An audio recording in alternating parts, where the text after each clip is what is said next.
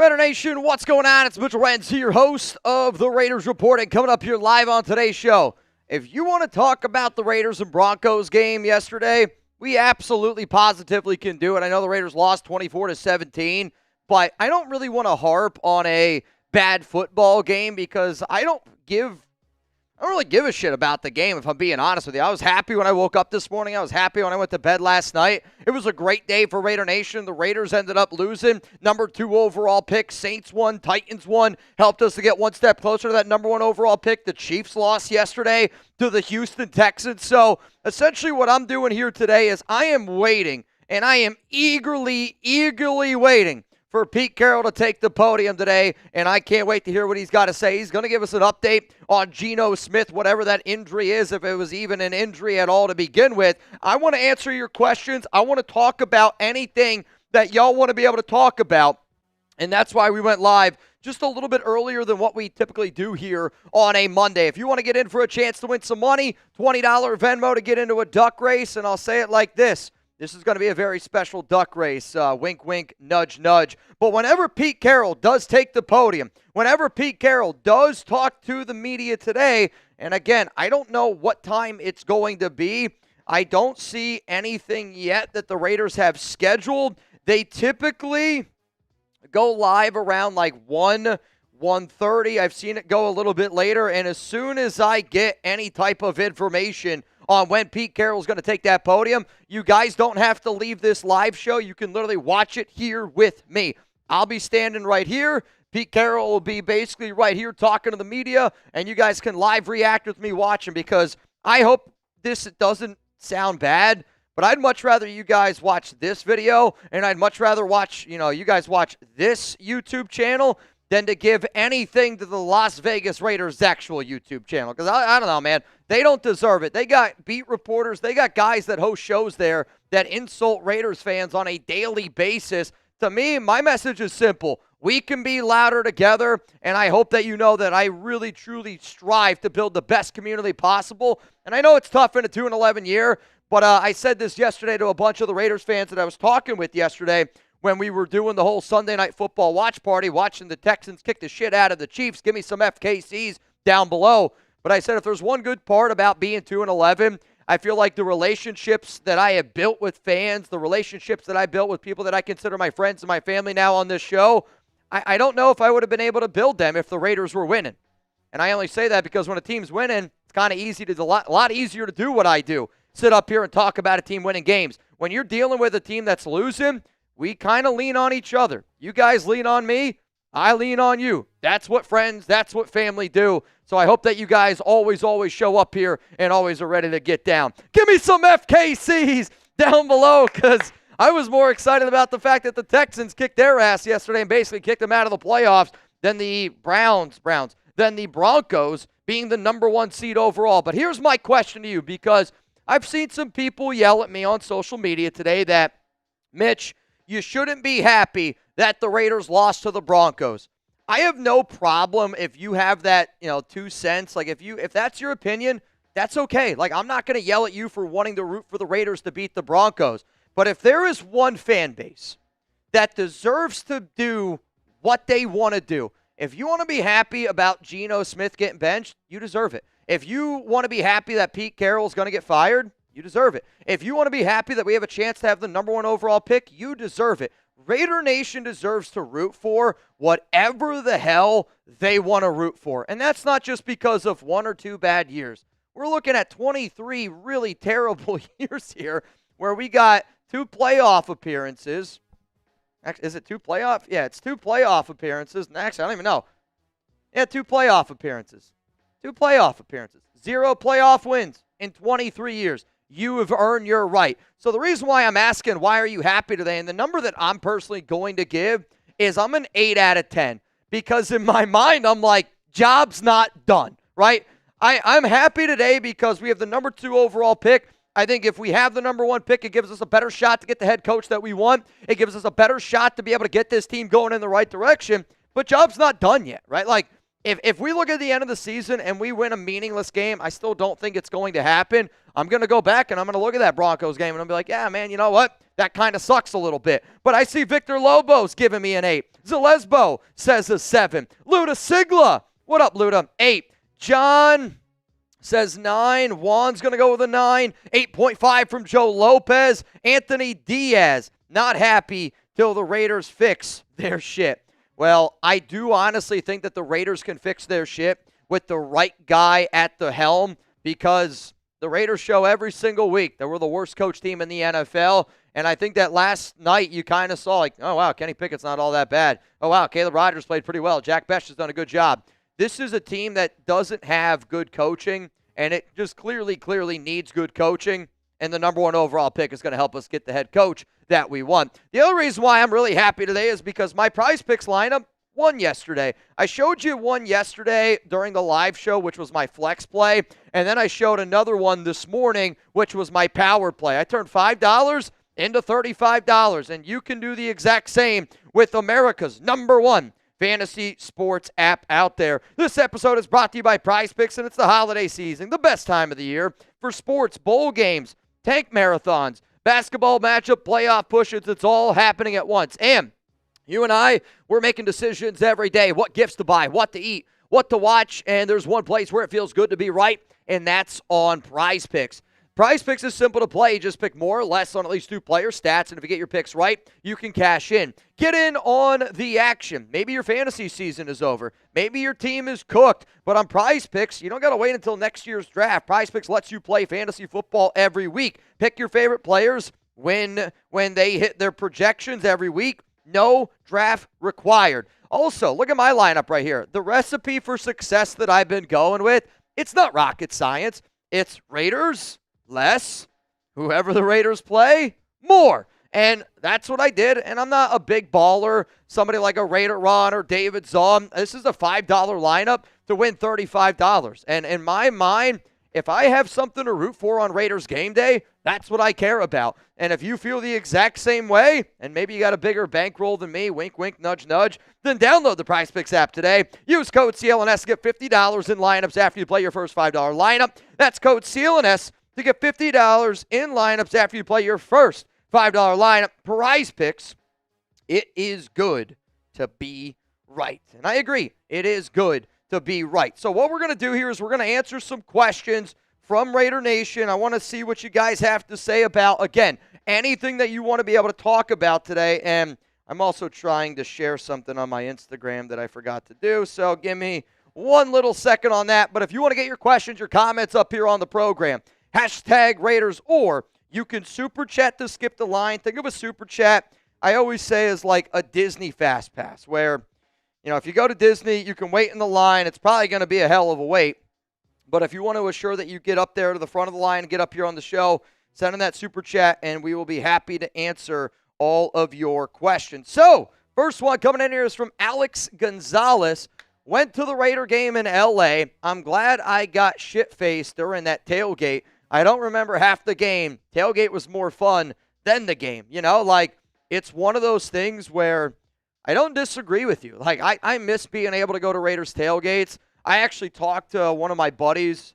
He wants me to go to a Raiders game week 17 or week 18 against either the Giants or the Chiefs. And if I had the ability to do it, I would love to be able to do it. And I'll tell you this, if the Raiders win a meaningless game against the Eagles, or if they win a meaningless game against the Texans, I'm probably going to be at one of those football games, week 17, week 18, and then somebody here at Chat Sports is just going to do a watch party because I'm going to go to a tailgate. I'm going to go to that Raiders game. We're going to make a lot of other content that way, and we'll see what ends up happening. But, you know, I enjoy, like, on a Raiders game day, right? When we go live, we get the whole thing started. We do what I like to call the tailgate portion. And a lot of times I have more fun doing the tailgate portion because as soon as the game starts, you're like, what the hell am I doing here? You know, like, why am I back in this same situation that I always feel like I'm in every single week? And I think now all of us have kind of accepted the fact that we're a bad team. I don't expect the Raiders to win. And again, I'm honestly rooting for the Raiders to lose these last final 4 games. But yesterday I woke up, and I'm not afraid to admit it because I thought about it, and it's festered in my mind over the past week. You know, it's like, what your heart wants, what your head wants, and I hate the Broncos. That's never going to change. But I also currently hate the situation we're in a lot more, and I do really, really honestly think that we're a lot closer than what people think. We're a lot closer than people think. Got a few more super chats to be able to get to here on the program. And again, hashtag Raiders, or you can super chat to skip the line. I don't know what you're showing me over there. No, you're good. I was hoping that he was going to build it. So yesterday, Cove Utter, shout out to Cove Utter yesterday. He ended up banging on the show, and we never showed it up on screen. No. Okay. Yeah, so Cove Utter, I owe you a bang. I don't know if Cove's here yet. I guess I'll wait to see if Cove's here. But Cove, if you're in the building or if anybody sees Cove Utter in the building, yesterday I was going through it and I was like, man, I don't ever remember doing the Cove Utter celebration. I think this is it. Yeah, I think we can go to it. Cove Utter! Bang! Cove, I hope you're here, man. I saw that one pop up on my screen yesterday, and I go, son of a gun, dude. I don't remember ever doing the Cove Utter touchdown celebration. But I agree with you, man. I'm never going to wish injuries on anyone, but at the same exact time, and I talked about it today on my show, if you saw Overreaction Monday, and I actually also literally just put out another video right before I went live here today. I know that Geno's okay, okay? I was told by a source Geno Smith is okay. The shoulder injury, again, it was reported that it wasn't all that serious. It was more of a precautionary thing. But, like, the reason why I was happy that it happened is because, for one, Mark Davis and everybody in that building who is an important person got to hear how happy the fans were that Geno Smith was walking off the field. I also think that we finally got to see another quarterback play, and I'm not going to lie to you, and I want you to answer the live poll up there below, or up top, like, who do you want to start against the Philadelphia Eagles? You know, Kenny Pickett, like, revenge games scare me. Like, I don't know if I want to see Kenny Pickett out there. I don't know if I want to see Aiden O'Connell out there. I think at this point, the recipe for the Raiders losing is pretty clear. When you put Geno Smith out there, we got a better chance to lose a football game. There's a lot more tape on it. But, again, I know Geno is okay, and I agree. I will never wish injury on anyone. I want to be very, very clear on that. And I know when I said there is a God on social media, and I know when I was, like, excited that the injury happened, it was more that we get to see somebody else at quarterback, because one of the things that I hate is watching this team and, like, again, it's like a double-edged sword. Touchdown to Brock Bowers. I'm happy for Brock Bowers, but it's still always F. Geno. And it was just cool, I think, for fans to finally get to see somebody else. But then also, you know, I was like, we're one step closer to seeing Aiden O'Connell. And I want to make fans happy way more than I give a flying flip about what Geno Smith and Pete Carroll think of me. Let's go to my man, Can Michael B. What up, Kane? Ankle is still on 100%, by I agree. Seeing the Texans win against the Chiefs was the highlight of my night. Also, great meeting you, brother. Yeah, Kane, seriously, dude, it was – I enjoy doing the Sunday Night Football calls, and is there anybody that wants to watch Monday Night Football with me tonight? If you do, type MNF down below. But Kane, he was telling me he was hooping before, and he's got a sprained ankle, and I've had a sprained ankle in my day. I mean, I've torn my ACL. The one sprained ankle I had where I couldn't run for, like, it was honestly probably like 4 to 5 months. That ankle pain was unbelievable. Now, I know that you had what you described to be as like a lower ankle sprain, but you've also had a lot of ankle injuries. Just being able to watch the game with Kane, so because we found out you can only do 8 people on an IG FaceTime call at one time, it was like me, Kane, Rainer, Ron were in like one group chat, also with Isaac Hernandez, and then it was like Nav, Blue Richards, Venthrak. I mean, there was like so many different chats going on, but I love being able to do that because I'm going to watch the game tonight anyway. So if you want to watch the game with me tonight, type MNF down below. And here's how we're going to do it today. Today, my deals are this. If you send in a $5 super chat, you're entered in for a chance to win a signed Maxx Crosby helmet or a signed Maxx Crosby football. We're going to give away 2 items at the end of this month. If you want to laugh at Pete Carroll, you send in a $10 super chat, and I'll do the best laugh that I possibly can, because if you haven't seen the quote, can you go to the Pete Carroll quote after the Denver Broncos game? If you didn't see what Pete said to fans, all I can do is laugh at how idiotic this quote is from Pete Carroll. And this is what he said after the Broncos game. We're going to need the fans to support us. I know we've got to give them something to cheer about. I'm not faulting them to be here when it turns so they can be a part of it. But, I mean, for Pete Carroll to say that we need fans to support us, again, you supported Geno Smith when he flipped off all of us fans. How do you expect us to support not only a horrific team on the field, but I'd make an argument the Pete Carroll Raiders might be a bigger disaster off the field for fans. Like, again, it's just ignorant. And I hate using the word ignorant, but when you talk about the Pete Carroll Raiders, you have to use the word ignorant. Chip Kelly was ignorant. Brennan Carroll is ignorant. Pete Carroll is ignorant. Geno Smith is ignorant. Like, you can't, expect people. I mean, imagine you're a dad, a mom, and you give up on your kids. Are you going to expect your kids to be like, no, I need you to love me because I'm your dad? I'm sorry. Love and respect is earned. And the Pete Carroll Raiders have done the worst job earning fans' respect, way worse than Josh McDaniels, way worse than any regime that I have ever seen. So when I saw Pete Carroll say that yesterday, it rubbed me the wrong way again, because it's like, how do you expect when the tickets are still expensive, when Las Vegas is still expensive? The only reason why Pete Carroll is saying it is because he's trying to save his job. He's trying to save face. Just like, when Geno Smith, I wanted Geno Smith to apologize to Raiders fans the moment he flipped us off, not wait until Wednesday until a beat reporter throws him a softball of a question so he can plan it out and answer the question. That's just not how life works. Respect is earned. And I'm the type of person where I'm going to believe everything you say, and I'm going to have your back until you give me the reason not to. And when you constantly flip us off on a daily, weekly basis, no way are fans going to support you. And I'll tell you this, the Pete Carroll Raiders, there's nothing that they could do. Pete Carroll, there's nothing you could do. There's nothing Geno Smith could do that's going to make me support you. And it's just the cold, hard fact. If you do want to get a little bit crazy today, if you end up getting in our duck race, $20 Venmo at Mitchell Renz 365, all I ask is this. If you enter the duck race today, put your Instagram also in the comment section, because today, first place, you're going to win the money. Top 7 people, you're going to watch Monday Night Football with me on Instagram. And if you're like, dude, I don't have an Instagram, I can't get one, well then just if you come in second place and I don't have your Instagram by the end of the show, I'm just going to go to third, and then I'll go to fourth, and then I'll go to fifth. But the top 7 people in today's duck race watch Monday Night Football with Chuck and I. I don't know. At this point, I'm always about trying to just put good energy out into the world, and I've had a great time the last 2 nights watching football, the Big Ten title game and the Sunday Night Football game. 2 phenomenal games. But I also get to be able to meet people face-to-face like Kane just said there, and that's priceless to me. I mean, it's absolutely priceless to me. If you do end up banging, we're going to enter you in our bang competition. Also, we're going to give away some raffle tickets. So if you've been following along with our Maxx Crosby raffle, if somebody bangs today, we're going to just basically give away a whole bunch of raffle tickets out there to the nation. Let's go to Mount Raider Moore's Venthrak.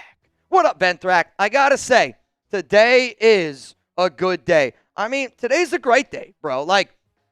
I called my dad this morning, and he was literally like, I talk to my dad every day when I walk into work. It's probably one of my favorite things that I do. It's one of the reasons why I like to walk into work. I hate driving. Y'all know that. And it's kind of like a great mental reset. And I just think my dad was expecting me to be like, because, again, he went to bed he goes to bed early. He expected me, I think, to be pissed off because the Raiders lost again, and I was excited. I was chipper to get into work, and he was like, "What the what did I miss here?" And this is the happiest Monday I have been.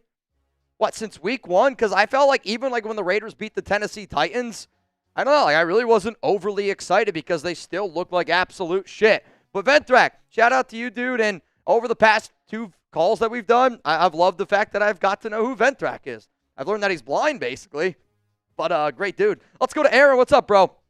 I really hope that we get Kubiak at head coach and trade for Cam Ward. So, again, if you guys haven't heard, one of my buddies was with one of the Raiders owners yesterday, and one of the Raiders owners told him that the Tennessee Titans if they have the number 1 pick. Now, again, that conversation happened before the Titans ended up beating the Cleveland Browns, but that person told my buddy essentially that the Titans are open to the idea of taking Mendoza and trading away Cam Ward, and there's already a lot of actually rumors and reports around that Tennessee Titans organization that they could move on from Cam Ward at the end of the season. But, I like the idea of Kubiak. The reason why Cam Ward would be interesting to me, because if you're the Raiders and you have the first or second round pick, I am a believer in Cam. I think you could give up the number 33 pick, the number second round pick. You could go get your quarterback, and then if you're at number 1, where the Raiders, I believe, are going to be, you trade back and you get an additional 3 first-round picks, and then you can really bolster a lot of those other pieces that you end up missing,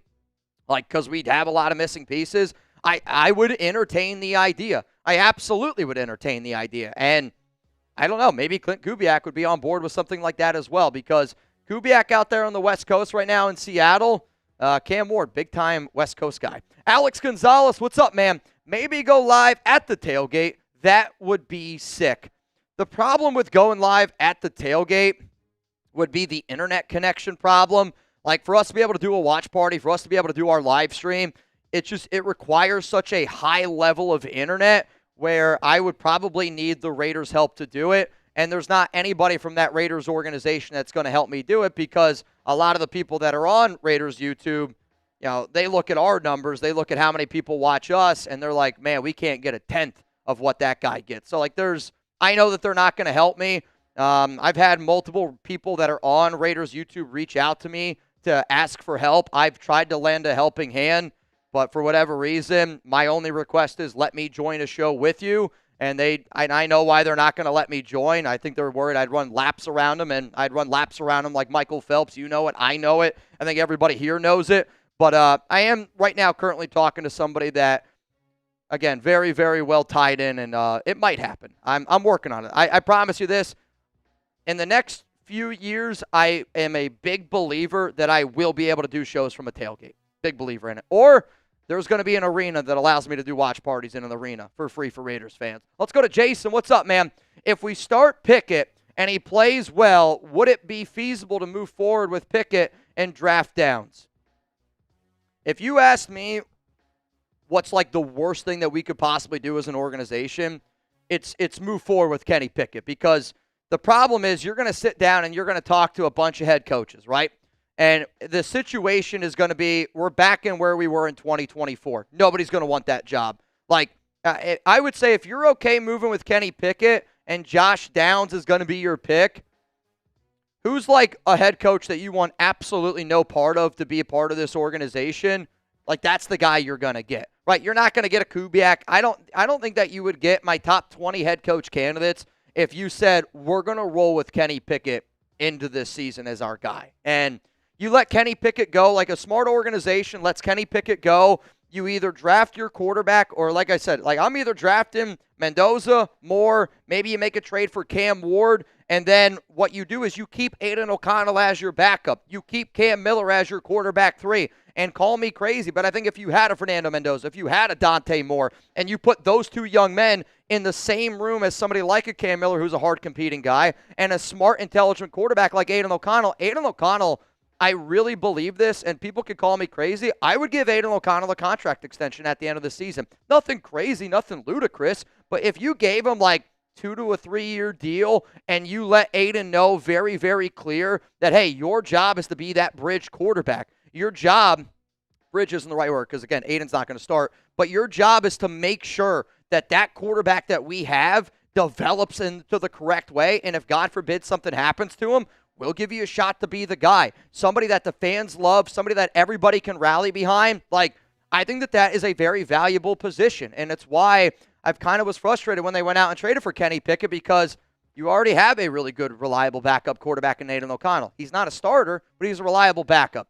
This, though, I'd rather Jason, you, and everybody here in this chat kick me in the nuts right now. Jason, again, Mitch, do you prefer Ward over Mendoza? This is the multi-million-dollar question. And if I'm going to answer this question, I think you got to answer it in regards to what the situation is. Do I think Cam Ward, and my evaluation of Cam Ward, is better than Mendoza? from a talent standpoint, I think Cam Ward is a more talented quarterback than Fernando Mendoza. But I think Fernando Mendoza's got it up here and is a better leader of men than somebody along the lines of Cam Ward. Here's my next question to you. Would you rather have Cam Ward in the second round this year or Fernando Mendoza number 1 overall? Like, I actually think that you have a better shot at building the Raiders the way that we really are hoping the Raiders are built if you were able to trade for Cam Ward in the second round and then you're able to use that first-round pick to be able to restock and get extra first-round picks to build this team. Like, that's not much of a Cam Ward versus Fernando Mendoza. It's just a roster construction standpoint.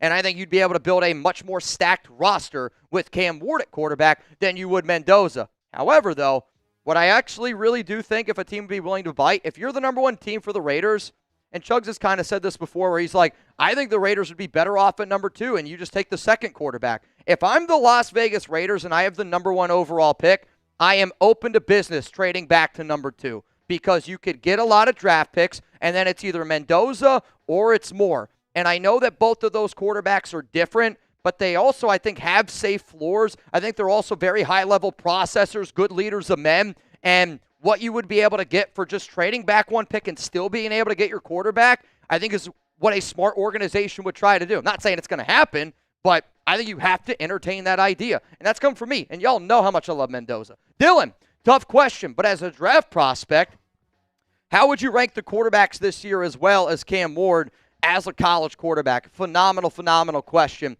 Dude, it's tough for me. I'm not going to lie to you. It's such a difficult question, and I'm going to say if I had to evaluate these guys, and I have to evaluate it with what the Raiders currently have, and to me, I look at Tom Brady, I look at John Spytek, and I think Fernando Mendoza fits with those guys better than Cam Ward does. So I would put Fernando Mendoza at number 1. I would put Cam Ward at number 2, and I would put Dante Moore at number 3. There is not another quarterback in this year's class that I am even considering in the first round. I think Simpson kind of showed you some of his faults. I think Sellers is, like, to me, the only way I can't say draft Sellers yet, and I can't really say draft any of these guys yet until I see who the head coach is, who the offensive coordinator is. But, like, if you told me that we ended up getting let's say Mike McDonald's fired, we get Mike McDaniel, to come over here and be the OC, somebody who has done a great job being able to install an offense where you can really focus on the running game, I think that Sellers then is a much intriguing pick. However, though, I've said it probably 100 times already on this channel, would you rather take Sellers, let's say, in the first or second round, or go out and trade like a 4th or 5th round pick for a Jalen Milroe from Seattle? Like, you want to go hire Klint Kubiak? Go hire Klint Kubiak. Let him go get somebody that he also wanted in Jalen Milroe, give up a 4th round or 5th round pick, and then build the team that way. It's just, there's so many different prospects. But to me, the top 3 that I'm going to target here for the Raiders, Mendoza, Moore, and if the rumors are true, and again, I don't know why the person who told me what they did would lie about it. It's one of my really good friends. And again, he was with one of the Raiders owners. And for one of the Raiders owners to say that he was told by the Titans that the Titans are going to entertain the idea of trading away Cam Ward if they can get Mendoza. I don't know how you don't entertain that idea. Again, you can build if you get a lot of picks in that first round. John Rodriguez, what's going on, my brother? Mitch, if we got the number 1 pick and we trade for Ward, trade back and get more picks, would you be cool trading for Milroe as a backup to Ward? I don't really think you would need to. Like, in my mind, if you already went out and got Cam Ward, you have Aiden O'Connell. Like, people could say what they want about Aiden. Aiden O'Connell is a damn good backup quarterback. Because what I look for in a damn good backup quarterback is somebody that knows his job, knows their role, shows up to work every single day, and Aiden makes people around him better. Because you got to believe in a guy like Aiden, because Aiden believes in himself. And I need somebody that can sit down with Cam Ward and be able to digest the playbook, because one of the reasons why Aiden O'Connell is going to be in the NFL for a very long time, the same reason why Brian Hoyer was in the NFL, and I've compared Brian Hoyer to Aiden O'Connell. And nobody's like, oh, man, I really want Brian Hoyer, but teams value a guy like Hoyer. Teams value a guy like Ryan Fitzpatrick. There are certain quarterbacks that teams value because their ability to pick up a playbook, understand that playbook, execute that playbook, it's very important in practice, but then also to be able to use that, what they know, and install that into the young quarterback that they go out and get. Like, I think if you can't get a young Kubiak, maybe you can't get a Minter, you can't get a Shula. The more and more I watch Brian Flores cook up his defensive structure, I would love to be able to go out and get a Brian Flores, and then you hire Josh McCown to be the OC. Right now, the quarterback's coach from Minnesota. That's somebody who comes from the Sean McVay tree. And then you get a guy like Flores that I kind of think got the raw end of the deal in Miami. Like, the way I think about Flores, same way I think about Saleh. We got to come up with a better plan. I think that there's a lot of different routes that you can go. But, yeah, I'd be cool with this idea. Suave, minus again, I don't think you would need to trade for Jalen Miller. I think you could be okay with Aiden. Mitch, I might be down to join Monday Night Football. Depends. What are you wearing? Just kidding, bud. Appreciate all you do, my dude. I mean, yesterday, people were making, like Nav was making fun of me yesterday. He's like, you live in Dallas. Why do you have a coat on and a beanie on?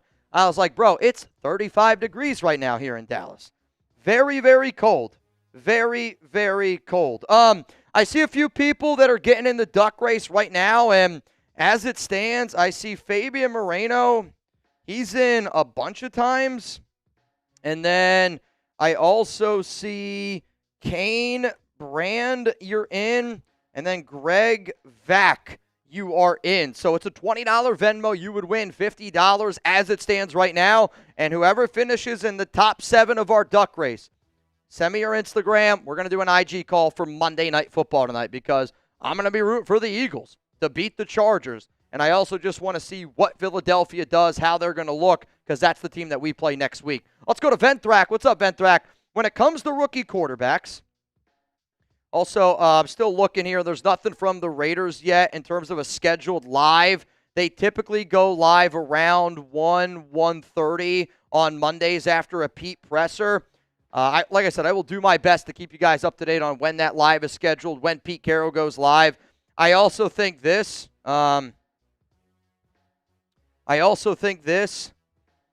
They could do a surprise live. So last week they also, they didn't schedule anything. They just went with a surprise live because I think they know, what is going to happen. So that could also be something. But again, I'm going live today to talk about the game from yesterday. If you want to talk about the 2026 NFL draft, we could talk about the draft. I'm trying to do, a little bit more homework on some of the top prospects out there. I'm trying to continue to take a little bit more of a deeper dive on some of those prospects, some of those players. But also I'm here because I want to be able to give you guys my reaction to the Pete Carroll presser. Whenever that is, I want to be able to give you guys my reaction to the Pete Carroll presser. Again, I don't know when. Can't wait for it, but it's gonna be fun. Let's go to Dylan. What's up? All right. When it comes to rookie quarterbacks, are you a throw them into the fire guy or a sit and learn for a year guy? It depends, dude. It depends. If you told me right now, would I want to throw Fernando Mendoza behind this offensive line? No, I would actually say let Fernando Mendoza learn for an entire year. If you told me, though, your plan is that, hey, Mitch, this offseason, and this is what the Raiders need to do.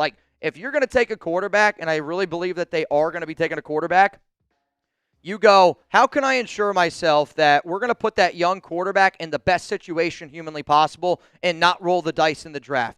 You ante up and you overspend. I know that there's people might get mad at me saying overspend on the offensive line, but in my mind, we got Colt Miller at left tackle. We got JPJ at center, right? We agree with that. And then Caleb Rogers, I thought, had himself a good game. 39 snaps, 0 pressures allowed. To me, though, I'm going to make Caleb Rogers, Charles Grant, and DJ Glaze. Those 3 players compete for a starting spot. Maybe it's left guard, maybe it's right guard, maybe it's right tackle. Maybe 2 out of those 3 players prove to me that they deserve a starting job. But what I am going to say is what I would honestly do is have one of those, out of those 3 guys, earn a starting spot, right? So that, in my mind, means we got 3 offensive linemen starters ready to rock and roll. And then the 2 guys that didn't get the starting job, that's going to be offensive lineman 6. That's going to be offensive lineman 7. DJ Glaze can play both. Caleb Rogers can play some multiple positions, and so can Charles Grant. Having that depth and versatility at offensive line is very smart, and it's very critical. You can't have Brandon Carroll coaching it, right? You can't trust your offensive line is going to get better with Brandon Carroll. And then I go out and I spend a boatload of money on free agency, or I go out and I invest a high draft pick. If I got to give up a 3rd-round pick on a very high-caliber starting offensive guard, if I got to go out and I got to sign the best offensive tackle in Braden Smith, in free agency to ensure that we're going to have a good offensive line, you got to ante up and you got to do it. So then it's very similar to what Chicago did this past season. They said, I don't care how much money we spend. I'm going to go out and trade for a player. I'm going to go out and sign 2 offensive linemen. Our offensive line is going to be the best it possibly can be for that young quarterback in Caleb Williams. And it's not a shocker that the Bears are a much better football team this season. It's not a shocker that Ben Johnson put that plan together.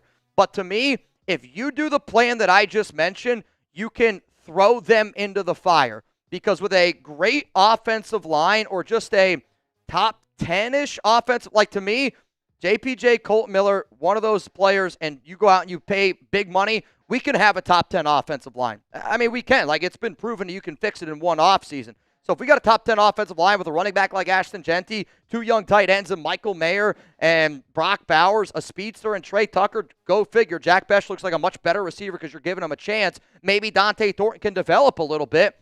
That gives you the opportunity to go draft a wide receiver instead of overspending in free agency on these divas that don't want to freaking show up after they get paid. And then you put Fernando Mendoza behind that team.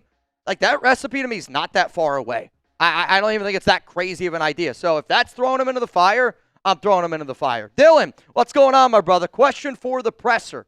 Why? With a blank stare. I mean, the question that I would really, there's a few questions that I would like to ask Pete today. The first question I would ask Pete is, what are your thoughts on, your fan base booing Geno Smith? I just would like to hear what he'd have to say.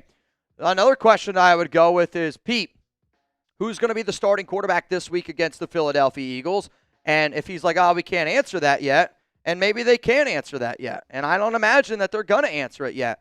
But I think the other question is, if Geno Smith is unable to go, are you going to go with Kenny Pickett or Aiden O'Connell? Like, the problem with Pete, and he even said it a little bit yesterday, is like, I kind of regret, we didn't start doing certain things a little bit sooner. Yeah, no shit, Pete. Like, it's really, really been a frustrating season.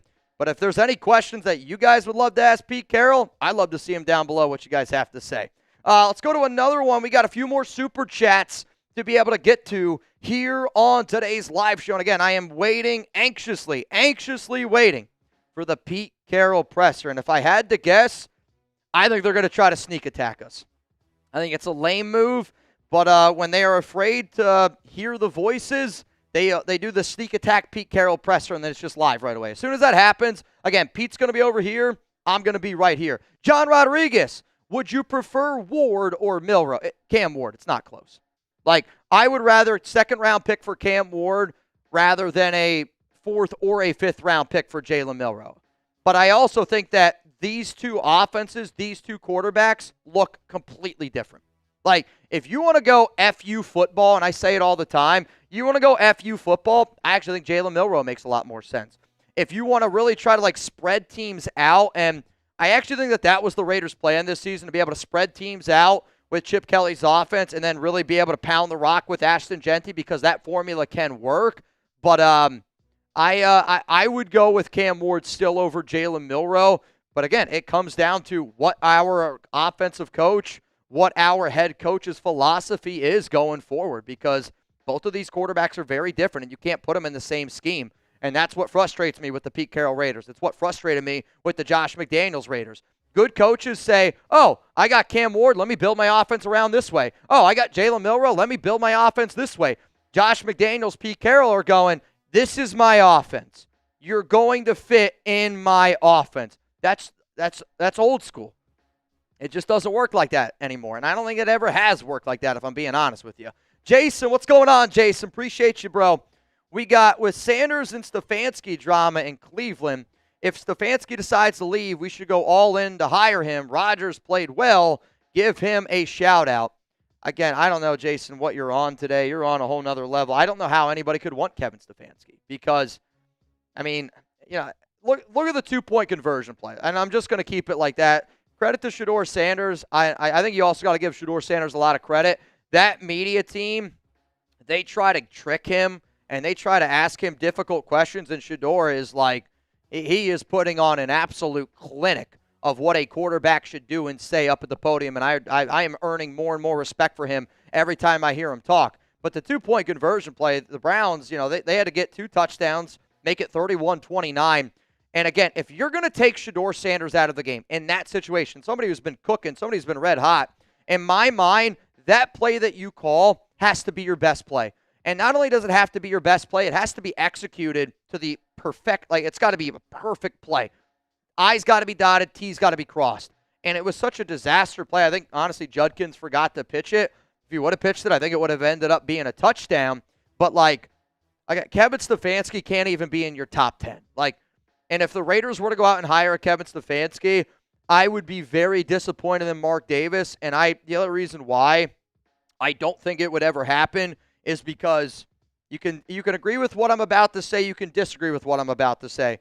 But Kevin Stefanski also gave Deshaun Watson, it's one of the craziest trades I've ever seen. They also gave him a $230 million contract fully guaranteed. When you give a quarterback, when you give up that much draft capital and you give a quarterback that type of contract, and I get it, he's been really bad ever since. You could put the blame on Stefanski for that or whatever. But I also have another problem with it. That means every single woman that stood up there and said Deshaun Watson did X, Y, Z to me, that's Kevin Stefanski and that Browns organization calling all of those women a liar. Because it's the truth, right? That's them telling all those women that you're lying, we believe Deshaun. And if they say, oh, that's not true, well, then how do you give a guy $230 million guaranteed to give up all those draft picks for him when that's going on? It's because you believe Deshaun. You're allowed to believe him, but that also means you believe all those other women are liars. And I just know what Mark Davis is, and people could say what they want about Mark Davis as an owner, but Mark Davis is actually a really good human being. He's got a good heart, and I don't think that he would ever bring somebody into this organization that has done that and has represented themselves in the right way. Because, again, I'll tell you this right now, I would throw an absolute fit if Kevin Stefanski was hired for the Las Vegas Raiders. Timothy, even though it's small sample size in garbage time, I think Pickett gave us this offense a bit of energy. The offense just flowed better with him. Two parts here, right? I liked what I saw from Kenny Pickett. He actually showed me more that he can move, and he's actually able to move in the pocket a little bit more, can use his legs way better than, again, Geno Smith went from being 34 years old to 45 years old, I feel like, in just one offseason. It's incredible. But the other part about what you're saying here is there was a little more garbage time. Let's be honest, right? If we want to pick one drive or a small sample size, I think that first drive Geno Smith had was probably one of the best drives I've seen by the Raiders all season, and that small sample size of Geno Smith was better than the small sample size of Kenny Pickett. Again, if we're going to pick small sample sizes, let's compare the two. But I do think Kenny Pickett gave that team a spark, and it doesn't surprise me. I know that Raiders fans are done with Geno. I know certain agents have told me that they are done with Geno. I don't know if their players that they represent are, but I've had agents tell me that they are done with Geno Smith as well. And it looked like a team that was playing inspired football, right? Shedrick Jackson, shout out to him making that first touchdown catch. But then the all-in-all statement here, and this is where I wanted to go live for the Pete presser today, because I do think if Pete wanted to save his job, he would have benched Geno Smith, he would have suspended Geno Smith, and he would have played Kenny Pickett or Aiden O'Connell. I think that's the number one thing that he could have done a few weeks ago to try to save his job. But that didn't happen, and he's going to keep on rolling with Geno. I do actually think that the Raiders have a better chance to lose the rest of the games this season with Geno Smith at quarterback, and I actually am nervous that Kenny Pickett could have a revenge game against Philadelphia, that Aiden O'Connell or Kenny Pickett could win a meaningless game. Not because I think Kenny Pickett and Aiden O'Connell are a lot better than Geno Smith. I think, again, it's all a wash at this point at quarterback, but it's because of the tape. All these coaches have all the tape already on Geno Smith and what the Pete Carroll Raiders look like. And the Pete Carroll Raiders have shown you that they don't care if there's tape out. They're just going to keep doing the same bullshit over and over and over again every single week. Where I get scared is if there's teams that don't have tape. And if they don't have tape on a guy, that makes us more vulnerable to win that game.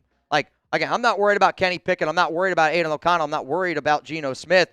But I'm worried that the Raiders could run into a meaningless game because the other team can't prepare. And what I've seen this season is when you give the Pete Carroll Raiders and whatever team that they're going up against basically the same amount of time to prepare, we are always the more unprepared team. And at this point, I want that because I want the number one overall pick. What up, Raider Gaines? Stefanski is staying because of Watson's contract. Shedeur is leaving end of the season. Browns will get a second and a fifth for him. It's a win for both sides. Again, again, I don't know what team's going to give up a second or a fifth for him. I mean, if you want to give me some examples down below, you can. I know what Shedeur has been, and it's been a very fun story, and I am excited for our Browns guy to be able to cover the Browns in the year of 2025 because of the Shedeur Sanders impact. I wouldn't be surprised if Shedeur wanted to leave Cleveland because of maybe the treatment that he's gotten from Stefanski and from some people in that organization. But I just don't see a team giving up a second and a fifth-round pick for him. Now, I see a lot of y'all saying Jets. The Jets could be a very interesting team because Woody Johnson cares about the dollars and cents. I would say the only way that you go out and you get Shedeur Sanders is if you keep Aaron Glenn. I don't see a coach taking that job and wanting Shedeur Sanders to be the quarterback. Again, man, I know that there's going to be people that are ride and die with Shedeur, and he just had an incredible football game. Led the team in rushing yards, 393 passing yards. I'll also say it was against the Tennessee Titans, but I'm rooting for Shedeur, and I don't want people to think that I'm not. I will always give my honest opinion, and I would be shocked if a team gave up a second and a fifth-round pick for Shedeur Sanders. One, because I don't think you need to. Two, I just don't think the value's there. Now, again, Jets have a lot of picks. They could overspend if they want, but I don't see it happening. Let's go to Robert Jansen. What's going on, Mr. Jansen? If KC loses again and sits everyone week 18, do we sit everyone and only play our trash rookies and Geno? The biggest reason why I think the answer to this question is a no is because it could be the final game for Travis Kelce. It could be the final game for a lot of people in that organization together. And I just think like Chris Jones, Patrick Mahomes, Travis Kelce, and Andy Reid, what those four have been able to do for such a long time, I don't think that they're just going to give up and lose to the Raiders in Week 18. I think that organization has so much respect for those four people that I just mentioned, and I think that we can all see it's going to be Travis Kelce's final year, and I don't blame him, right? What Travis Kelce makes a season is probably what Taylor Swift makes a day. And, I don't know how, maybe not a day, but maybe in a week, and I don't blame him for wanting to go live his life after football with his soon-to-be wife. I mean, I think that they're going in that direction. So because of that, no, I also bet Taylor's at that game for the final game that she gets to watch Travis. I think that that's what's going to happen. So no, I'm not worried about Kansas City tanking. And even if they did try to lose, I think the Chiefs' backups, and I know the Chiefs aren't good, but I don't see how the Raiders are going to beat Kansas City. I really, truly don't. Because right now, the recipe for beating Kansas City is being able to get after Patrick Mahomes and being able to properly scheme. Because one of the things that the Texans did yesterday, and again, Chugs, I'd love to hear your opinion on it. You watched the game more than me. But, Houston was basically they played a very interesting, quarterback contain on Mahomes, I thought, where, they said, I'm not going to let you run. But then they were I'm still going to be able to get pressure on you with 4 or 5. They just never let him breathe. And they said, you got to throw the ball to beat us. And, those guys weren't able to get open. I think the Texans have, we hear a lot about their front, but their secondary is also arguably the best secondary in the NFL. Do you agree with that statement or? Yeah, I mean, I think the Texans defense, they played it really well yesterday and making sure the edges didn't get too far upfield to allow Mahomes to, get out of the pocket and run the football. I think that's whenever he gets dangerous. When you allow Mahomes to play backyard football and create, that's where he's at his best to me, because when he's scrambling around, defenders don't want to hit him. He's a very athletic quarterback. When I say very athletic, I don't mean from a speed standpoint, but he's a big, thick guy, and he's a lot sneakier than what you realize. I always compare Mahomes' body type to a guy like Luka, and I remember watching Luka here at Dallas Mavericks games when he was here, and you look at him and you're like, how is this guy so physically gifted? And guys just bounce off him, and it's kind of like Jokic, where guys just bounce off him, and even if you look a little bit soft. I mean, I've seen Maxx Crosby. Maxx Crosby isn't ripped from head to toe, but when Max hits somebody, when Luka hits somebody, when Mahomes hits somebody, they're dense, and they feel it a little bit more. But I thought Houston came up with a unbelievable game plan yesterday. DeMeco Ryans is absolutely in his bag right now, and He's got players that are playing for him. I watched that post-game press conference where I think it was Lassiter started doing the dance. That's a happy football team. But you got to have good coaching to take down Patrick Mahomes in Kansas City. And I don't think that we have good coaching. I think if we get Kubiak, then Milroe is best for this offense because he's already been studying it. But I also say this. I think if you think that Klint Kubiak's going to run the same offense that he's running with Sam Darnold, that he would run with Jalen Milroe, then I actually don't think that that's somebody that you should want as our coach. Official now, Daniel Jones, torn Achilles, out for the remainder of the season. But, again, to me, I think if I hire Kubiak, I got to hear what his plan is to run an offense. Because if you're going to run that offense, I just don't think it can look the same. It can't. Sam Darnold and Jalen Milroe are two completely different quarterbacks. A good head coach, yes, you can still have your same principles maybe in certain plays, but in the grand scheme of things, I know what you're saying, and I think you rely more on that connection, but you can't run the Sam Darnold, Klint Kubiak offense and a Jalen Milroe, Klint Kubiak offense and expect it to look the same. That's the Raiders' problem that they've fallen in so many times. Let's go to Ed Robbins. Papa Robbins, what is up, my dog? It's been a minute. Now, again, y'all, I am live here on the Raiders Report. We are waiting for the press conference of Pete Carroll to begin. Once the Pete presser begins, you can stay here. You can watch it with me. We'll show it right here where Ed Robbins' Super Chat is, and then we'll be able to react to it afterwards. I still don't see anything scheduled. If I had to guess, I'll keep saying it. I think they're going to hit us with a secret Pete Carroll sneak attack. A sneak attack Pete Carroll presser where it's just, boop, it's on the channel because they know less people will see it then. Let's stop putting the cart before the horse. We need to look at coaching before the draft. Joe Brady, Dable, Philbin, then draft Mendoza. I mean, I like the idea of being able to pair Brady and Brian Dable. It would be kind of an interesting dynamic because it would be flipped.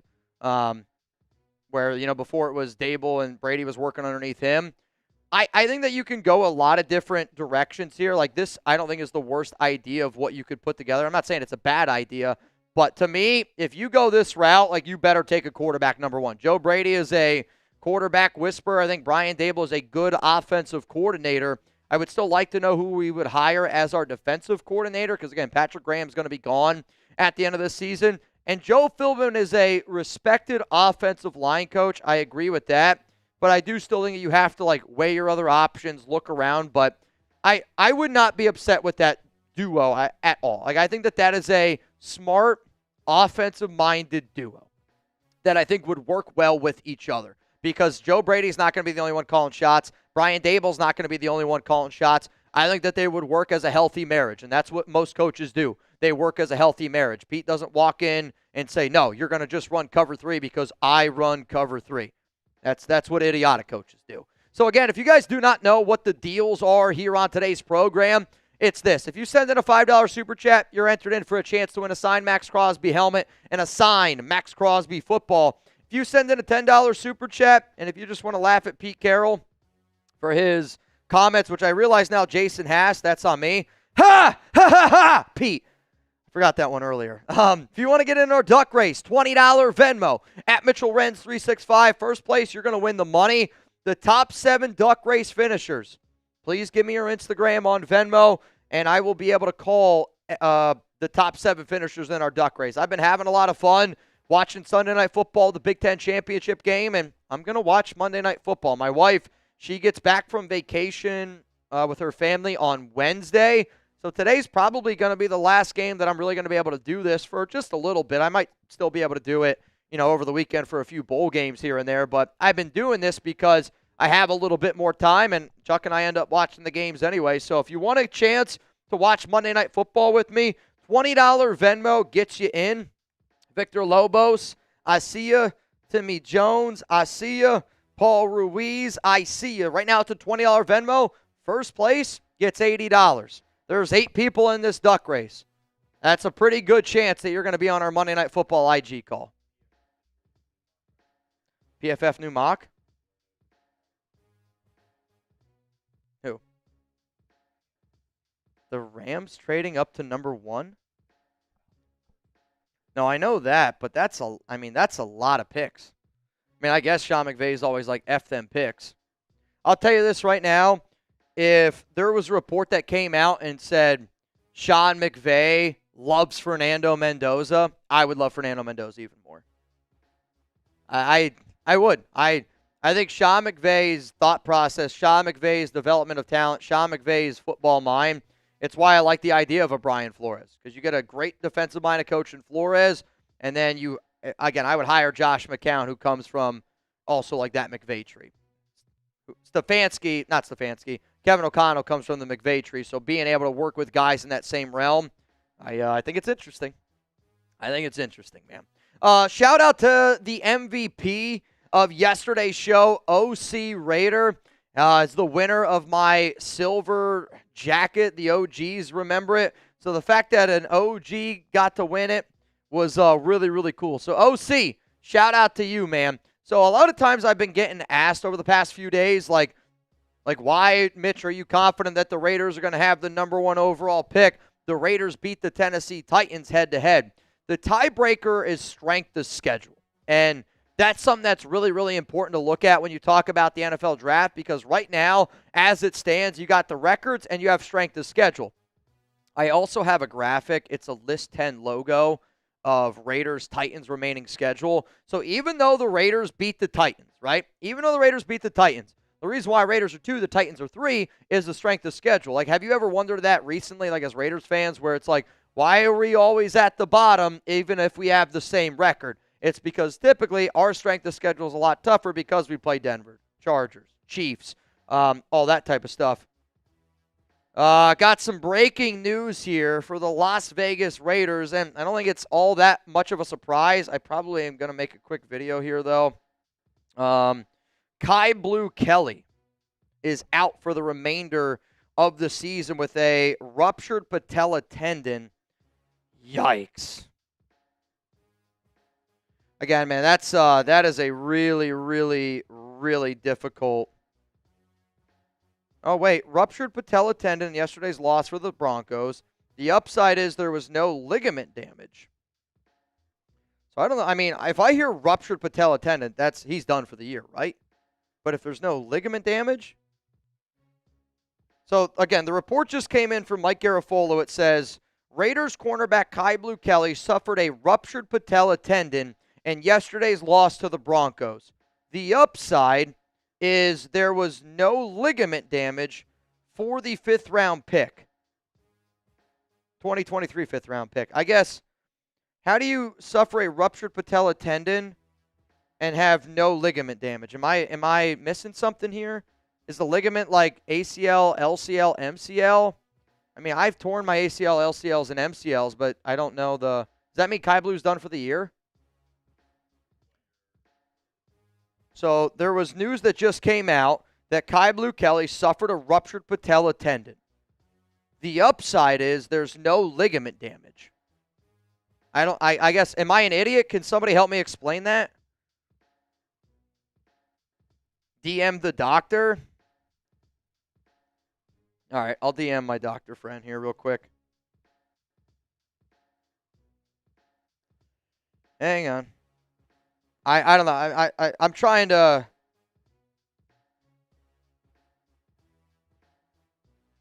I'll message him.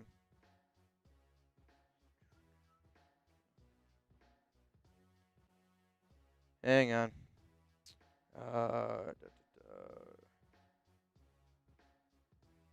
I can't send the tweet to him because Garafolo has me blocked. But I just messaged my one doctor buddy. Because I don't know.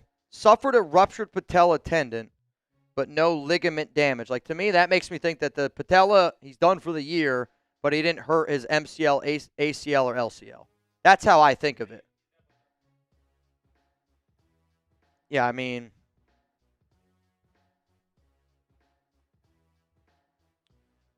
yeah, I wanted to be able to get, like, full clarification because, again, like, the tweet's a little bit weird, at least how I read it. But I believe that means he's done for the year, but the no ligament damage is, again, ligament is ACL. It's the whatever ligament, MCL. The L stands for ligament. I've had a lot of knee injuries.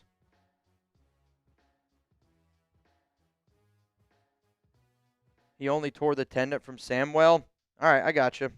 I mean, this means he's done for the year. I mean, again, there's 4 games left, so he's done for the year. All right, I'm going to record a quick short here, and I'll just – all right. All you need is a cover photo and just super simple. Oh, okay. I got you. All right, hang on, y'all. Raider Nation, we got some news coming in here, and it's from Mike Garafolo.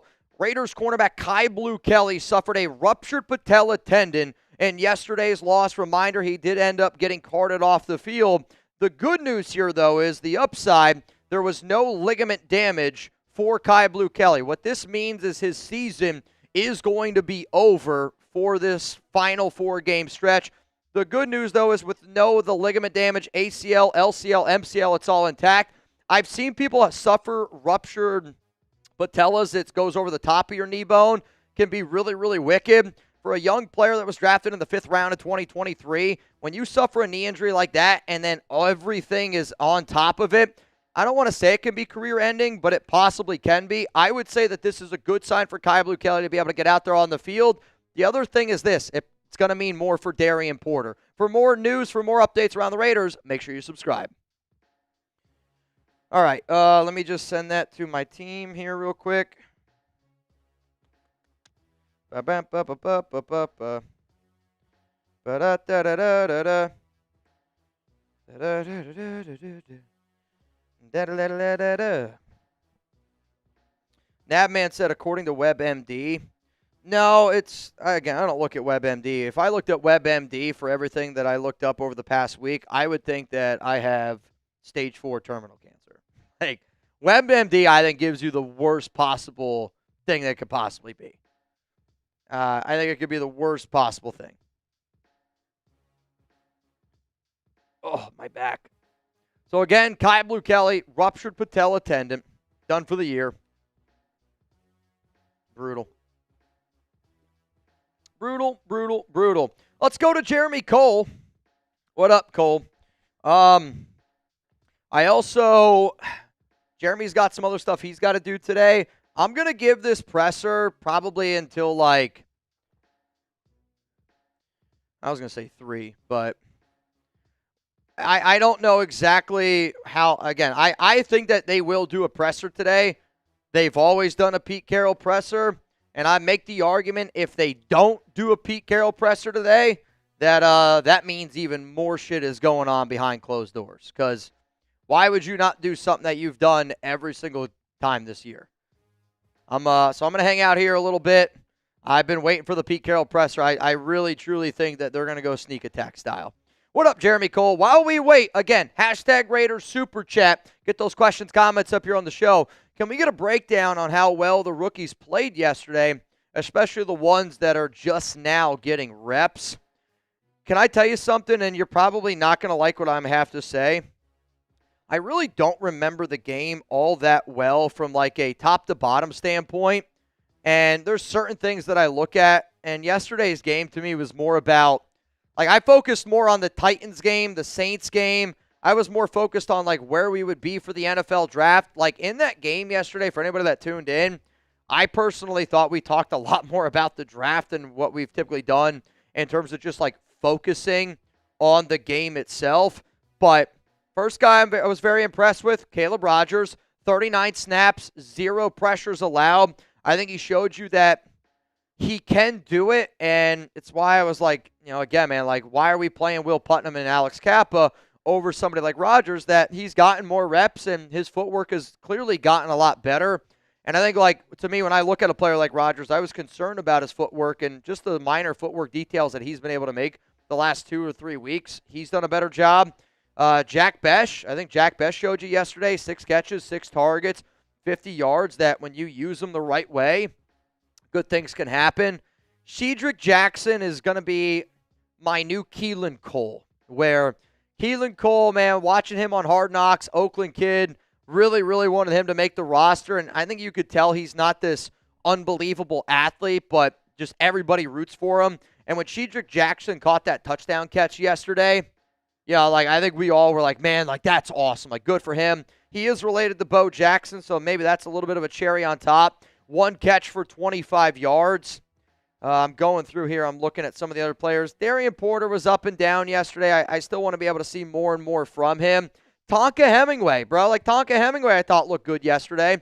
Definitely still looks like a rookie from time to time, but was able to go out there and get a sack. I thought he showed good motor. Eichenberg, I don't remember some of his plays, I'll be honest with you. J.J. Pegues got a few snaps in there. In terms of the rookies that I actually remember writing notes down on, those are probably the quickest evaluations on some of the rookies that are off the top of my head. But, like, you know, I look at how bad DJ Glaze has been. I also look at a guy like Stone Forsythe, and I would still just give Charles Grant an opportunity. Like, just give him an opportunity to go out there and see what he could do. I don't know. Call me crazy. Let's go to Goots. What's up, Goots? F it. Keep Pete next year. Bring Gruden in, GM. Draft, trade for Derek Carr. Bring back AP as OC. And get McDaniels to be our defensive coordinator. I know that you don't have... I mean, this is such a... If this was actually true... I would say... Somebody please go check on my guy, Goots.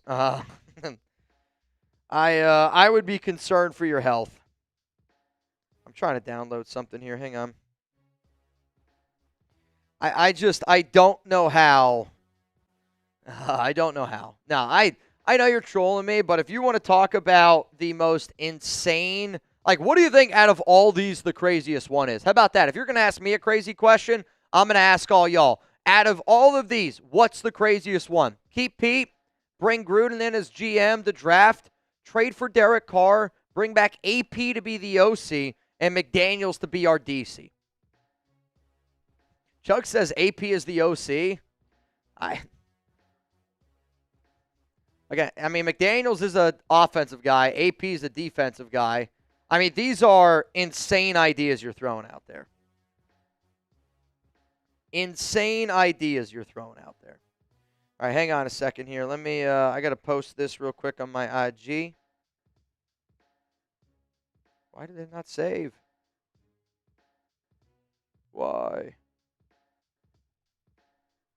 What do you guys think? Out of all of those, what's the craziest? What's the craziest? I don't have the ability to post a video that short on my Instagram right now. I wonder if it's because I have too many things open. Dude, I need a new phone so bad. Oh, it's because it's not saving. Interesting. All right, I'll just have to do it after the show, I guess. I don't know.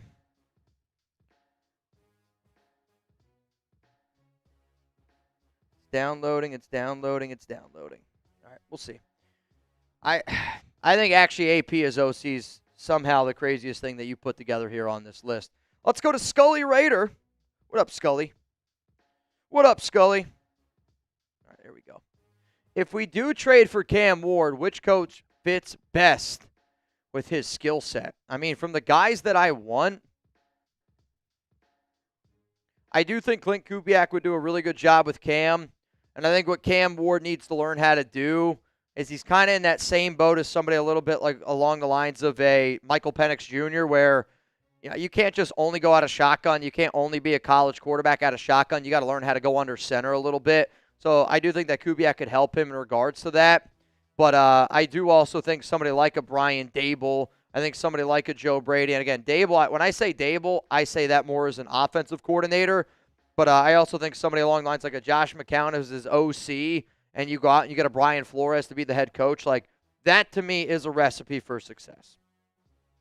But it's a good question. I mean, I would like to be able to sit down and look at Cam's college tape. I'd like to be able to look at his Tennessee tape because I know it's not very good this season.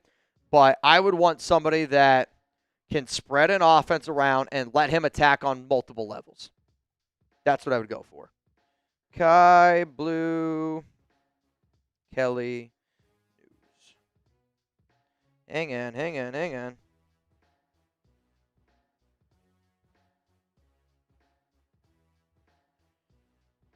on. We are still waiting on Pete Carroll to take the podium. And at this point, I don't know when it's going to happen.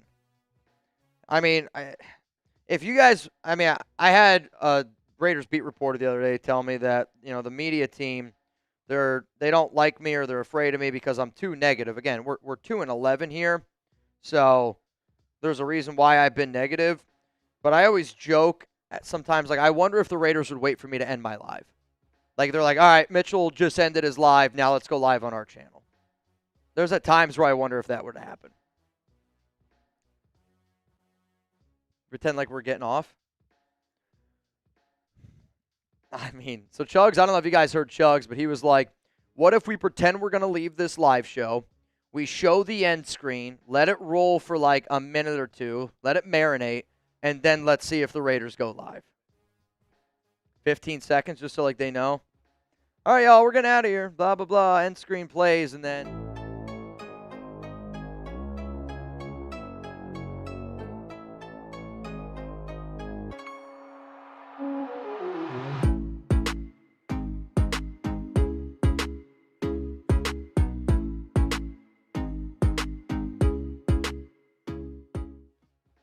it didn't work. It was worth a shot. It was worth a shot. What up, Michael Clark? Mitch, if pressed, what are your current top 3 head coach replacements for Pete Carroll? I actually just put out a video right before I went live here, and I had a list of names that I would consider, and I actually forgot one of the top coach candidates in there that I had on the list, so forgive me, but I would say right now, I have 10 names. I believe I have 10 names that I would put together, and one of the videos that I plan on doing is me doing a brand new, Raiders head coach replacements video where I'm going to have them ranked. I'll just say it like this. I would rather have Klint Kubiak, Jesse Minter, Chris Shula, Joe Brady, Robert Saleh, Mike McCarthy, Mike Tomlin, Brian Flores, Jeff Hafley, all over Pete Carroll. And I also will say this. I think a lot of times I bring this up, and I brought it up a lot last year because I was somebody that wanted Mike Vrabel. I knew that Brady wanted Vrabel, and I heard a lot of people being like, well, Mitch, they just fired him. You shouldn't want Mike Vrabel.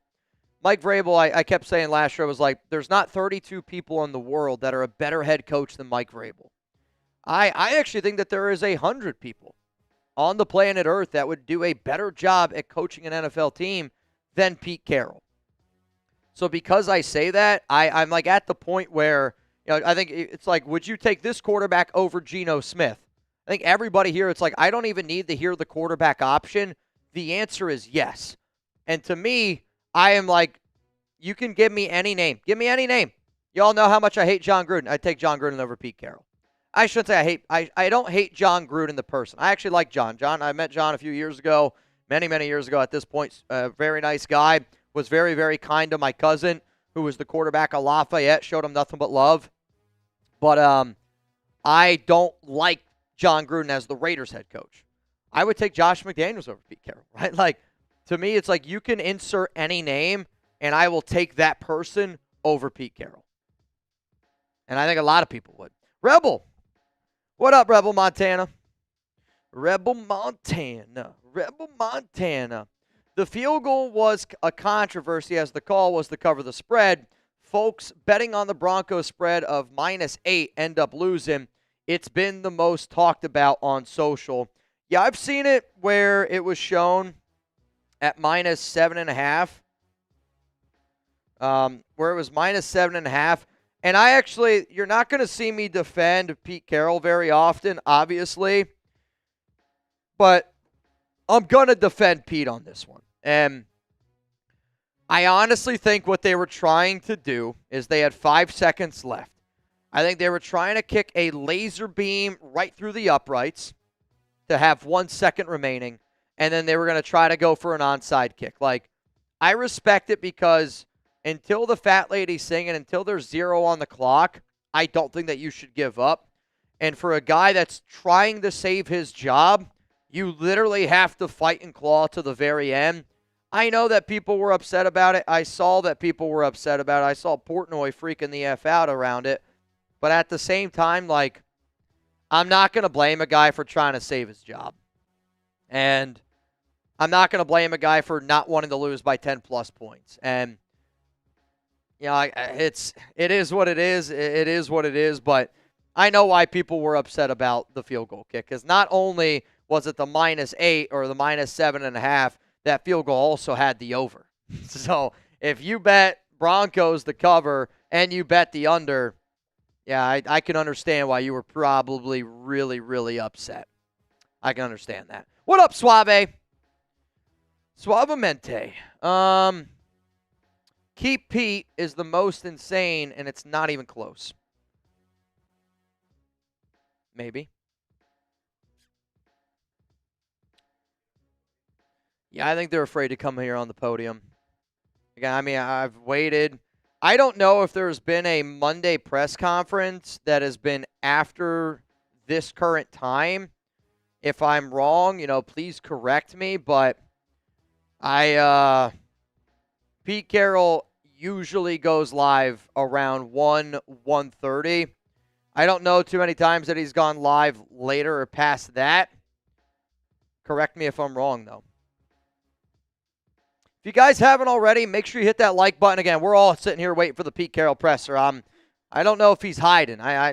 We tried to show that we were leaving. That didn't help. LA Crash Dog, I see you're in the duck race, my guy. Right now it's a $20 Venmo. You would go home with $90 on the show. And again, the top 7 finishers in our duck race today, you're going to join me for an Instagram call to watch Monday Night Football. So if you have an Instagram, put your IG down there below. And if you finish in the top 7, you're getting the call. You're getting the call. Nico Les. Oh, wait, sorry. Would it be smart to trade for Dart and picks from New York?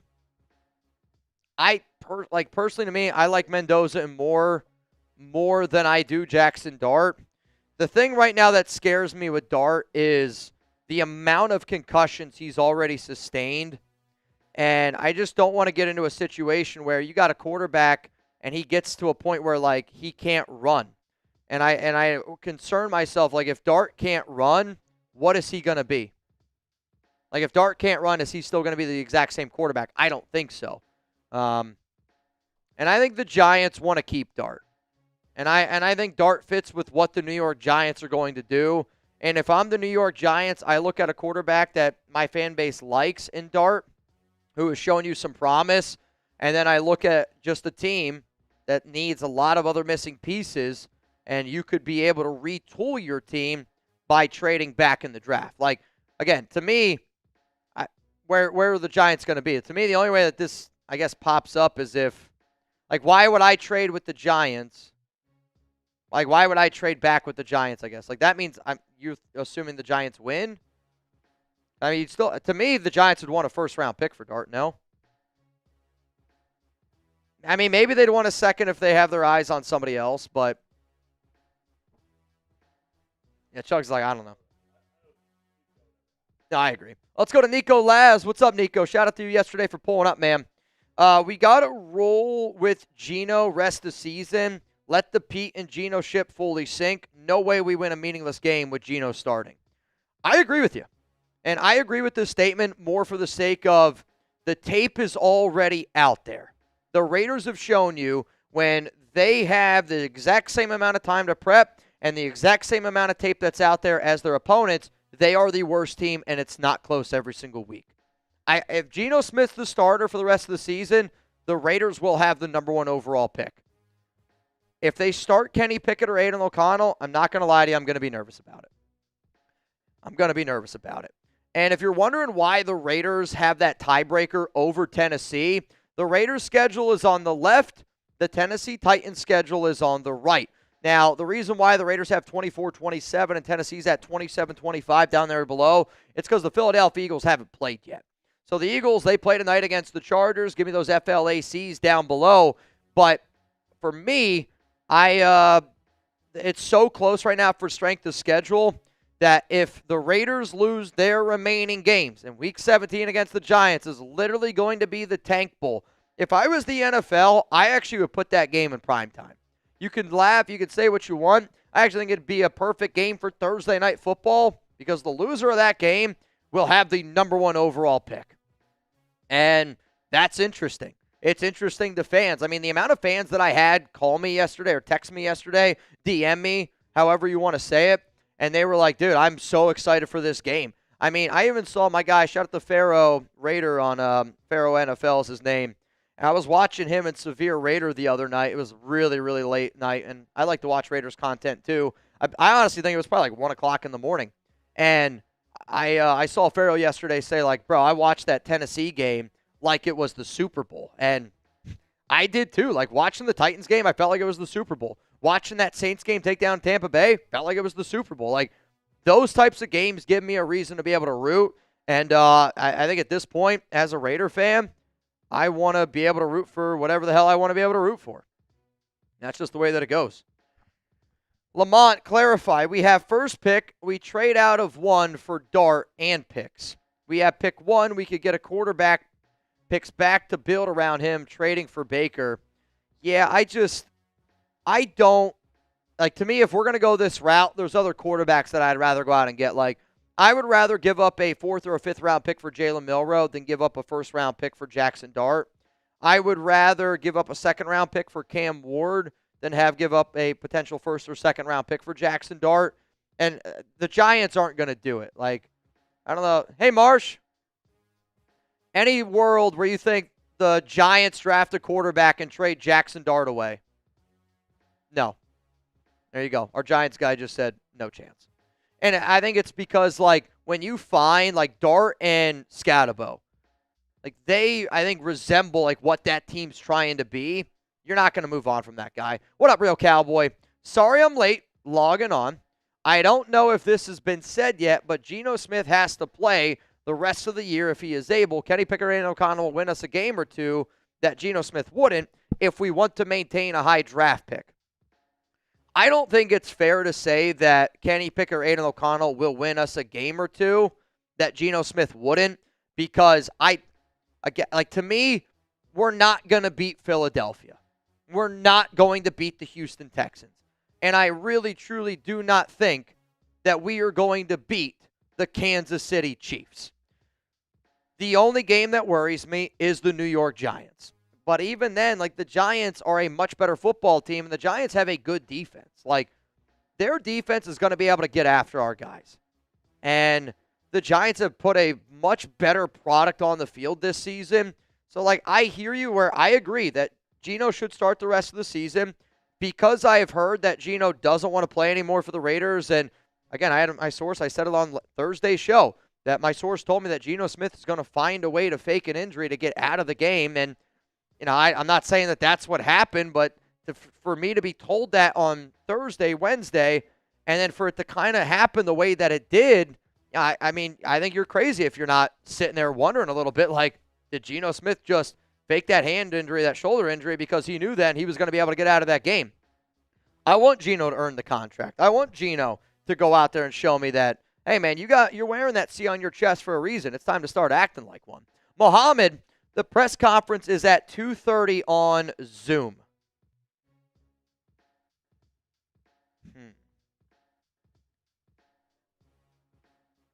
So they're not going to put it on their YouTube channel. Is that what you're telling me?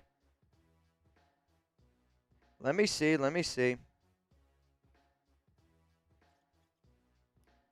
I mean, I don't know. Are you saying 2:30? I mean, if you're saying 2:30 Pacific time, well, then I'm not gonna be here until 2:30 Pacific time. I'll probably have to make another video later on today for my Pete Carroll presser reaction. Is anybody else seeing this? Because I personally am not seeing this information.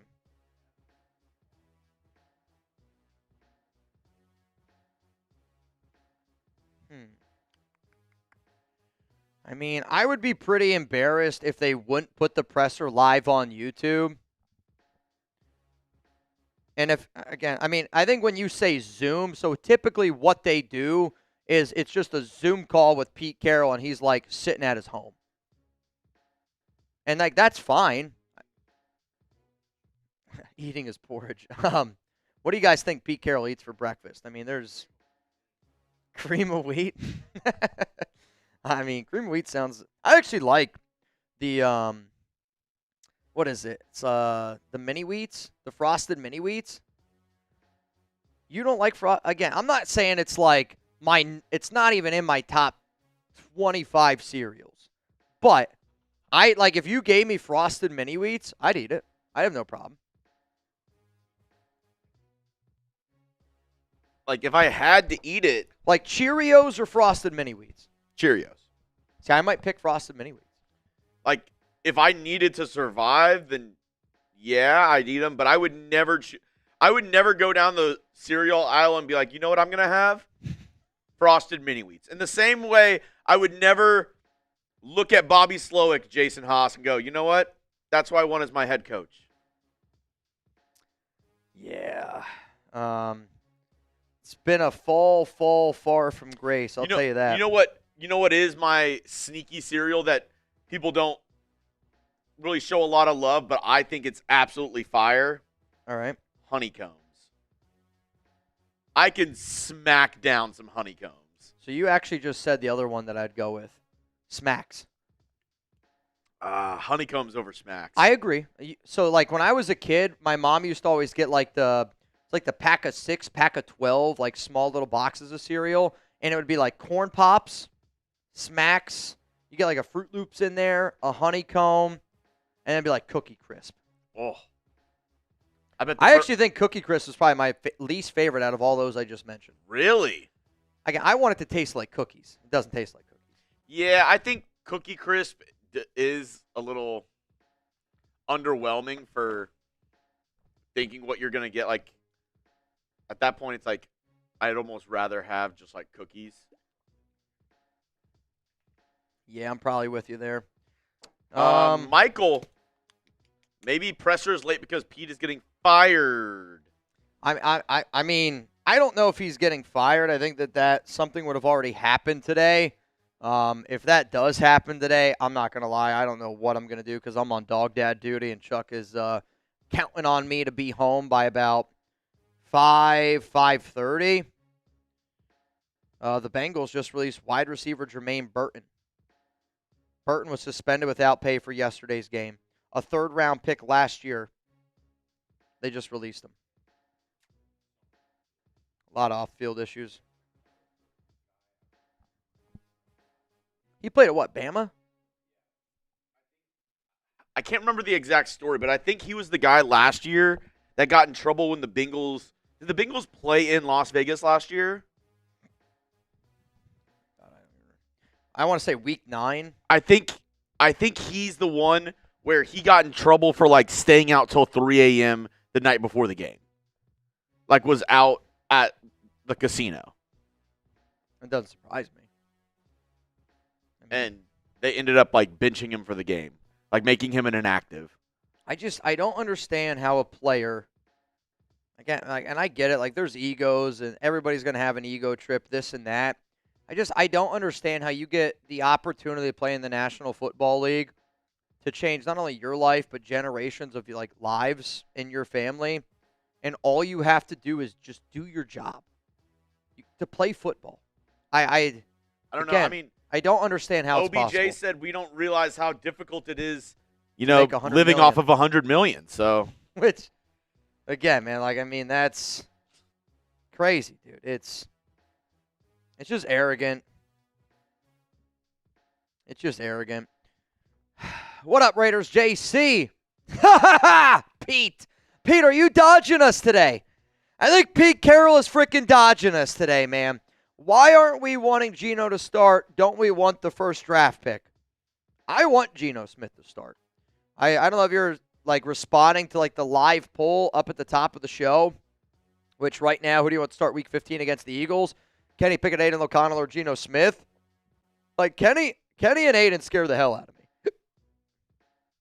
They do. They scare the absolute hell out of me.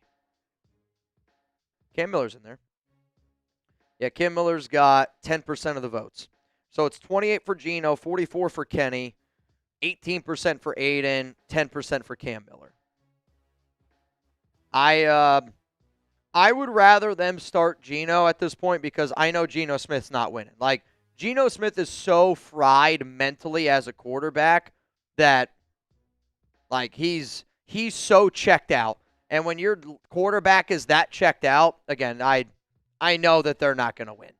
Lamont, we need a real wide receiver one who we can get, trade, draft, free agency. To me, I'm looking in the draft. Like, I think you have already in Trey Tucker, you have Michael Mayer, you have a Brock Bowers, and you have a Jack Besh. Bowers is your number one. I think where the Raiders are at personally, for the amount of money that it would cost to either A, sign a guy that's worth a damn, I think that's, $15, $20 million per year. I'd rather spend that $15, $20 million on an offensive lineman to go out and trade for somebody that's, again, in that realm. Not only do you have to give up the draft picks, but then you also have to go out and you have to probably give that player a new contract extension because that's typically when you see trades like that end up going down. I'm looking right now at a lot of these wide receivers in this year's draft, and there's definitely some interesting names in there, like a Jordan Tyson, a Cornell Tate, Jermaine Bernard, Denzel Boston, Chris Bell, Chris Brazel. Say, Chugs is telling me there's a lot of good receivers, and I'm looking at some of our notes from like our draft team, and it looks like it's a little bit deeper than what people are going to say. Now, again, Jordan Tyson, he's going to be a first-round pick. What is this? I can't hear it. Oh. So one of our...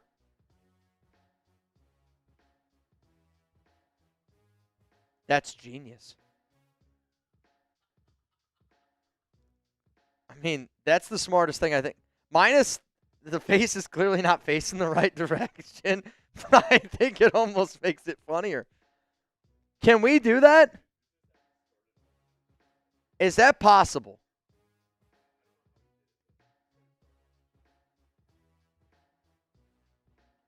I mean, so our guy who runs our Lions show, he's like one of our only guys that just works from home. It's the greatest thing I've ever seen.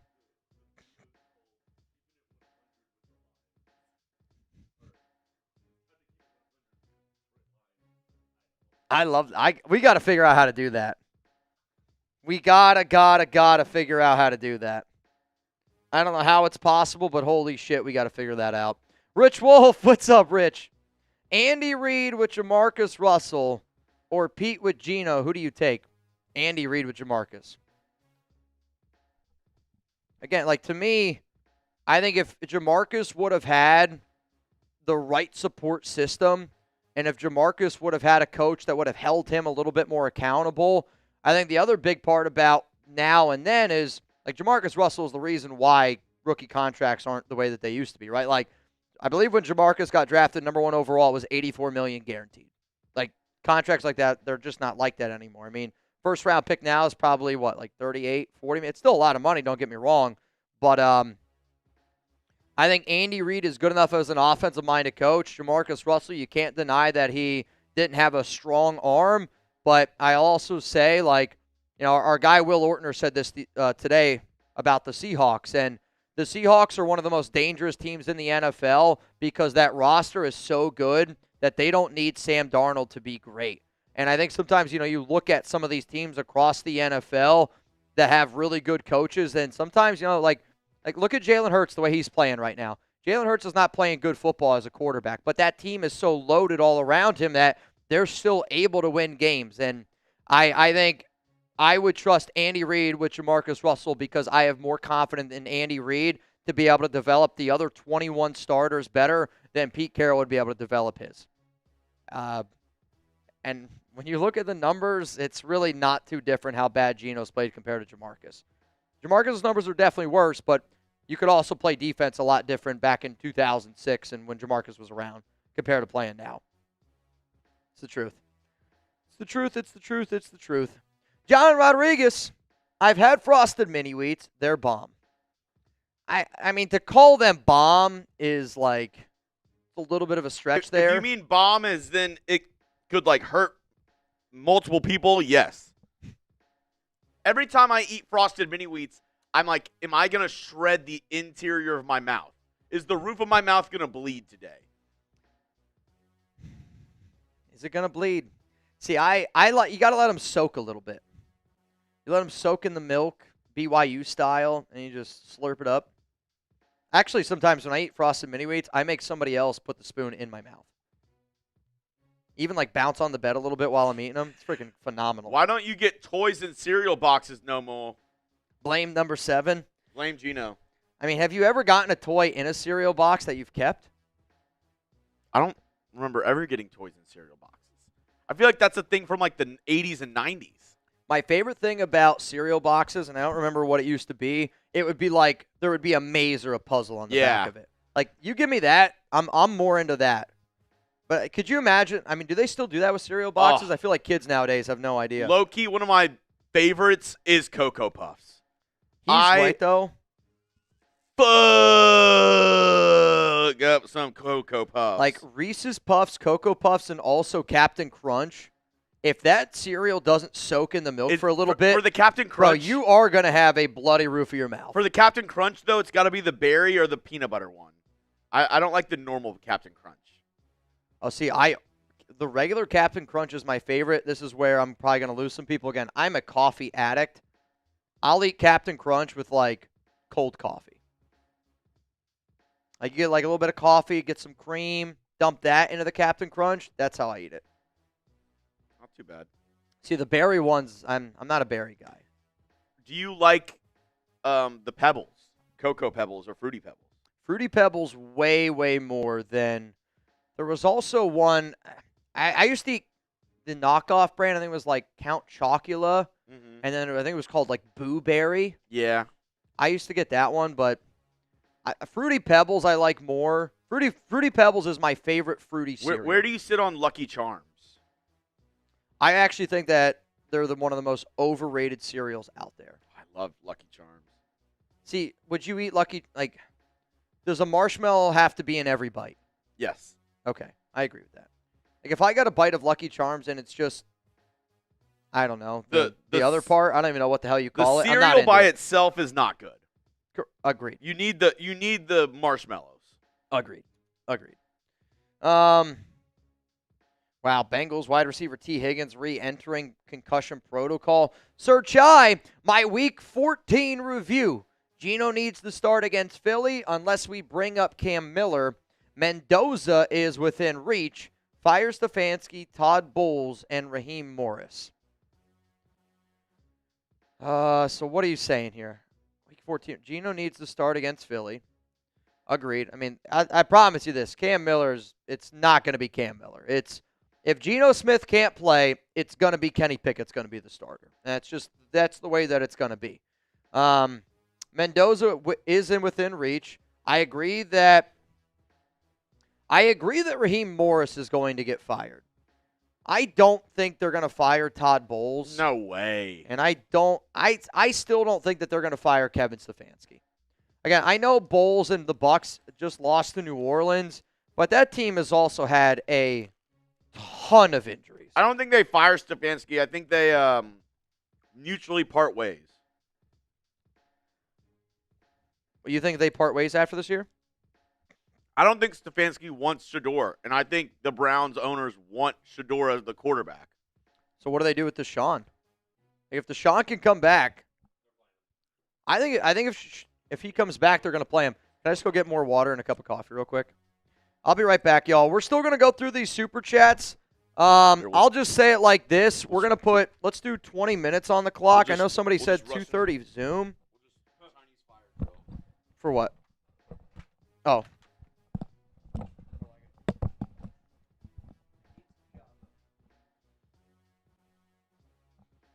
So, Mitch, what do you think? I'll say this. I would run laps around Sir Chai when it comes to cereal. If you ask me, if I went into the Cereal Hall of Fame and sat with Sir Chai, I'd run laps around this kid. What does he know about Honey Bunches of Oats? Sir Chai, Chugs and the Texans buried Brittany's husband. I'm still alive. Why are you burying me? Shh. You're going to wake the neighbors. That was last night. Shh. You're waking the neighbors. I don't want to die. Shut up. It's like Derek's selling the house. We're going to therapy. What the fuck happened? Oh, my God. Yeah. Sure, Chai. That was a great time last night. Great time. I think this might be like my evil twin. Instead of Jeremy, it's Jeremy. Jeremy. How likely is a team to trade ahead of us at 1? Or if we get number 1 overall, what scenario would you trade back? I don't think it would be smart for the Raiders to trade back because you look at it, the one thing the Raiders haven't had, a rookie quarterback with promise. And the last quarterback the Raiders took in the first round was Jamarcus Russell. Yep. And I know that's kind of scared this organization, the fan base, everybody away from wanting to take a quarterback in the draft, but you need to. Like, you're not going to get a franchise quarterback just, off the streets. It's extremely rare that you'll be able to trade or sign a, franchise QB. So you got to draft one. And the best opportunity is if you have one of the top 2 picks. So the likelihood of a team trading ahead of you, I think PFF actually dropped a mock draft. Cullen put it in or in content. They had the Rams trading up to the number 1 overall pick. They have the first-round pick from the Atlanta Falcons. They did a draft day trade in this past draft, so the Rams own the Falcons' first-round pick. So, in essence, they could try to trade up multiple first-round picks. The Rams, they get to go F them picks and go ahead of you. The other team is the Jets. They need a quarterback. They have Justin Fields, Tyrod Taylor. That's not going to be their future, so I could 100% see the Jets trying to trade up ahead of you at 1.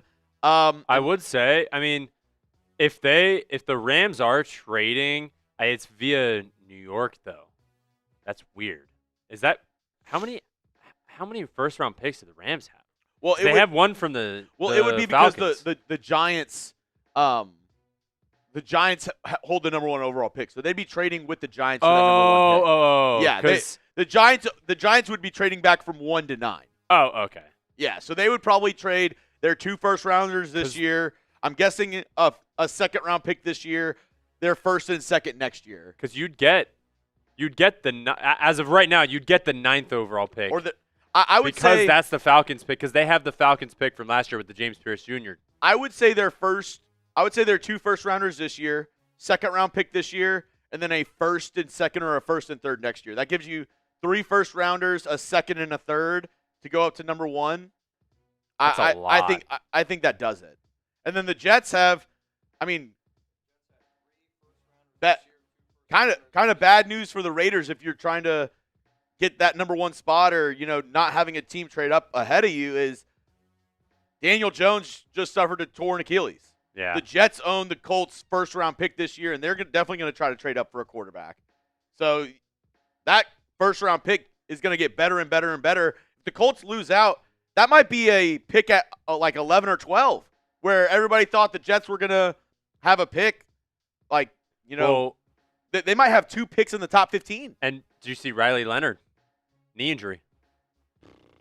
So, Anthony Richardson's on IR. He hasn't returned. They have nobody.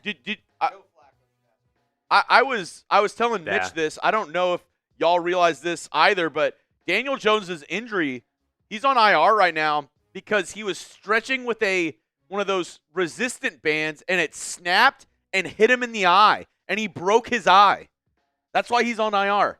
He was working with a resistant band. So he's an idiot. It snapped, and it hit him in the face, and it broke his eye. So he's an idiot. I don't know how his vision is. They haven't cleared him to come back to practice yet.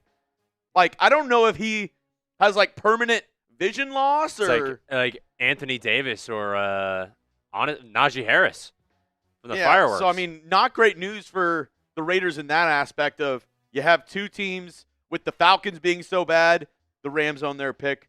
The Colts being so bad, the Jets own their pick. Those are 2 teams that would want to try to trade up ahead of you, Jeremy. Captain Crunch. Captain Crunch peanut butter and chocolate cereal. Yep. What is this from? I popped in way too late. Oh. Top cereals? Go. Red light. I mean, My top cereal? I mean, this is a elite combination here. Captain Is Crunch, it like just peanut with butter both with of them, chocolate or- cereal. You ever had Crave cereal? I have had Crave. Love Crave.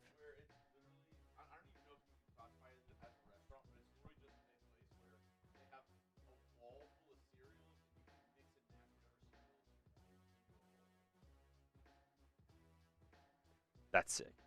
I think my number one cereal. Yeah, I mean, this is kind of out of left field a little bit. Honeycomb. That's crazy because Chugs is just like one of my favorite, like low key is honeycomb. It's not low key for me. It's number one. I do like honeycomb. Number one. And then probably Cinnamon Toast Crunch, Fruity Pebbles, Frosted Flakes, goes on from there.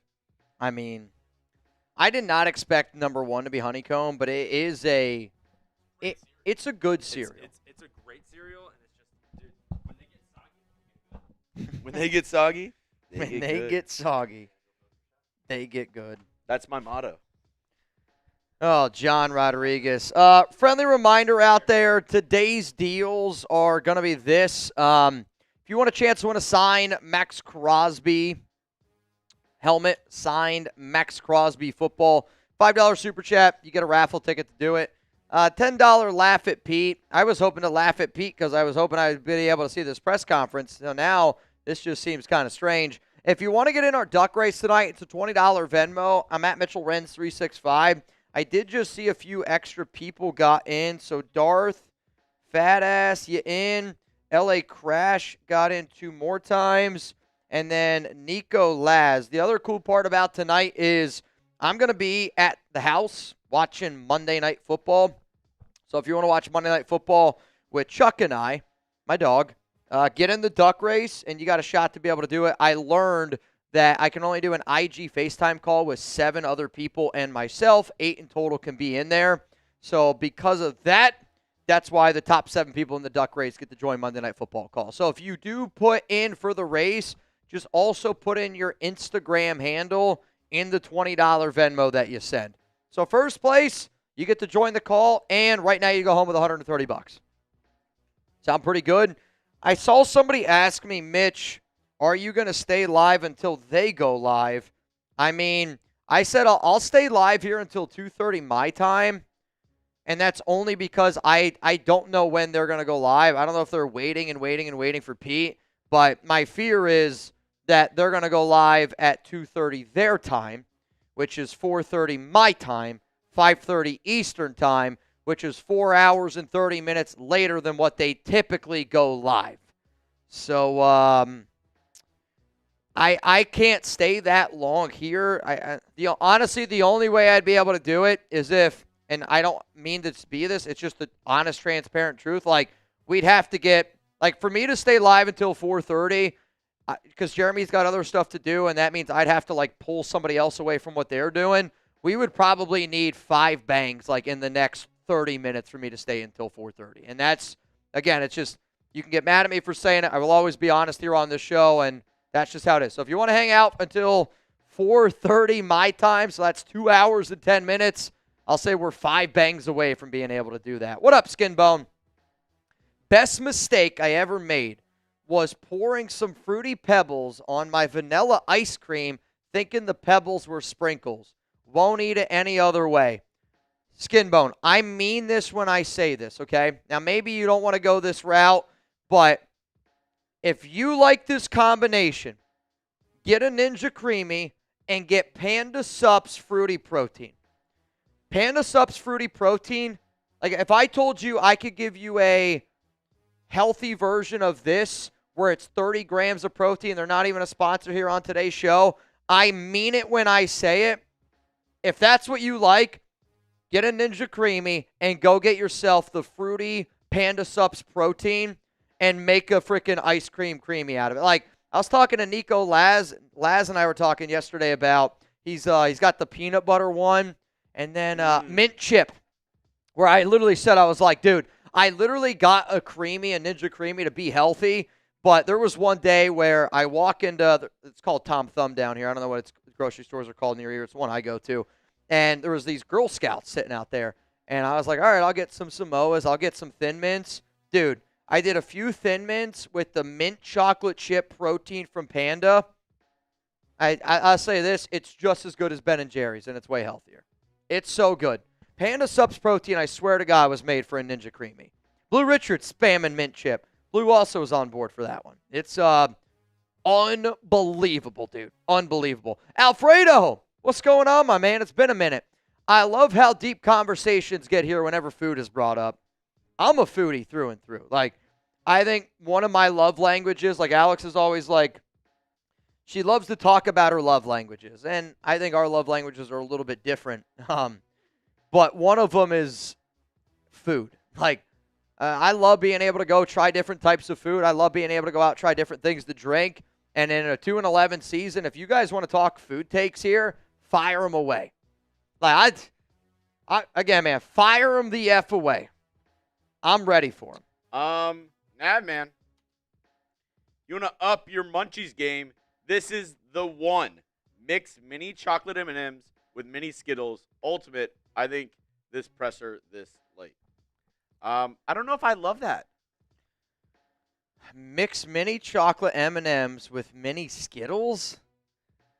See, this makes me think of like the cheddar cheese on apple pie thing. I'll say this. I'm not going to take a bite of Skittles and M&Ms together. I think the only way that this makes sense is if you split it down the middle and I can get like one scoop, I guess, of Skittles and then another scoop of chocolate M&Ms. I think he's saying you mix it. I don't know. I don't know how this is good.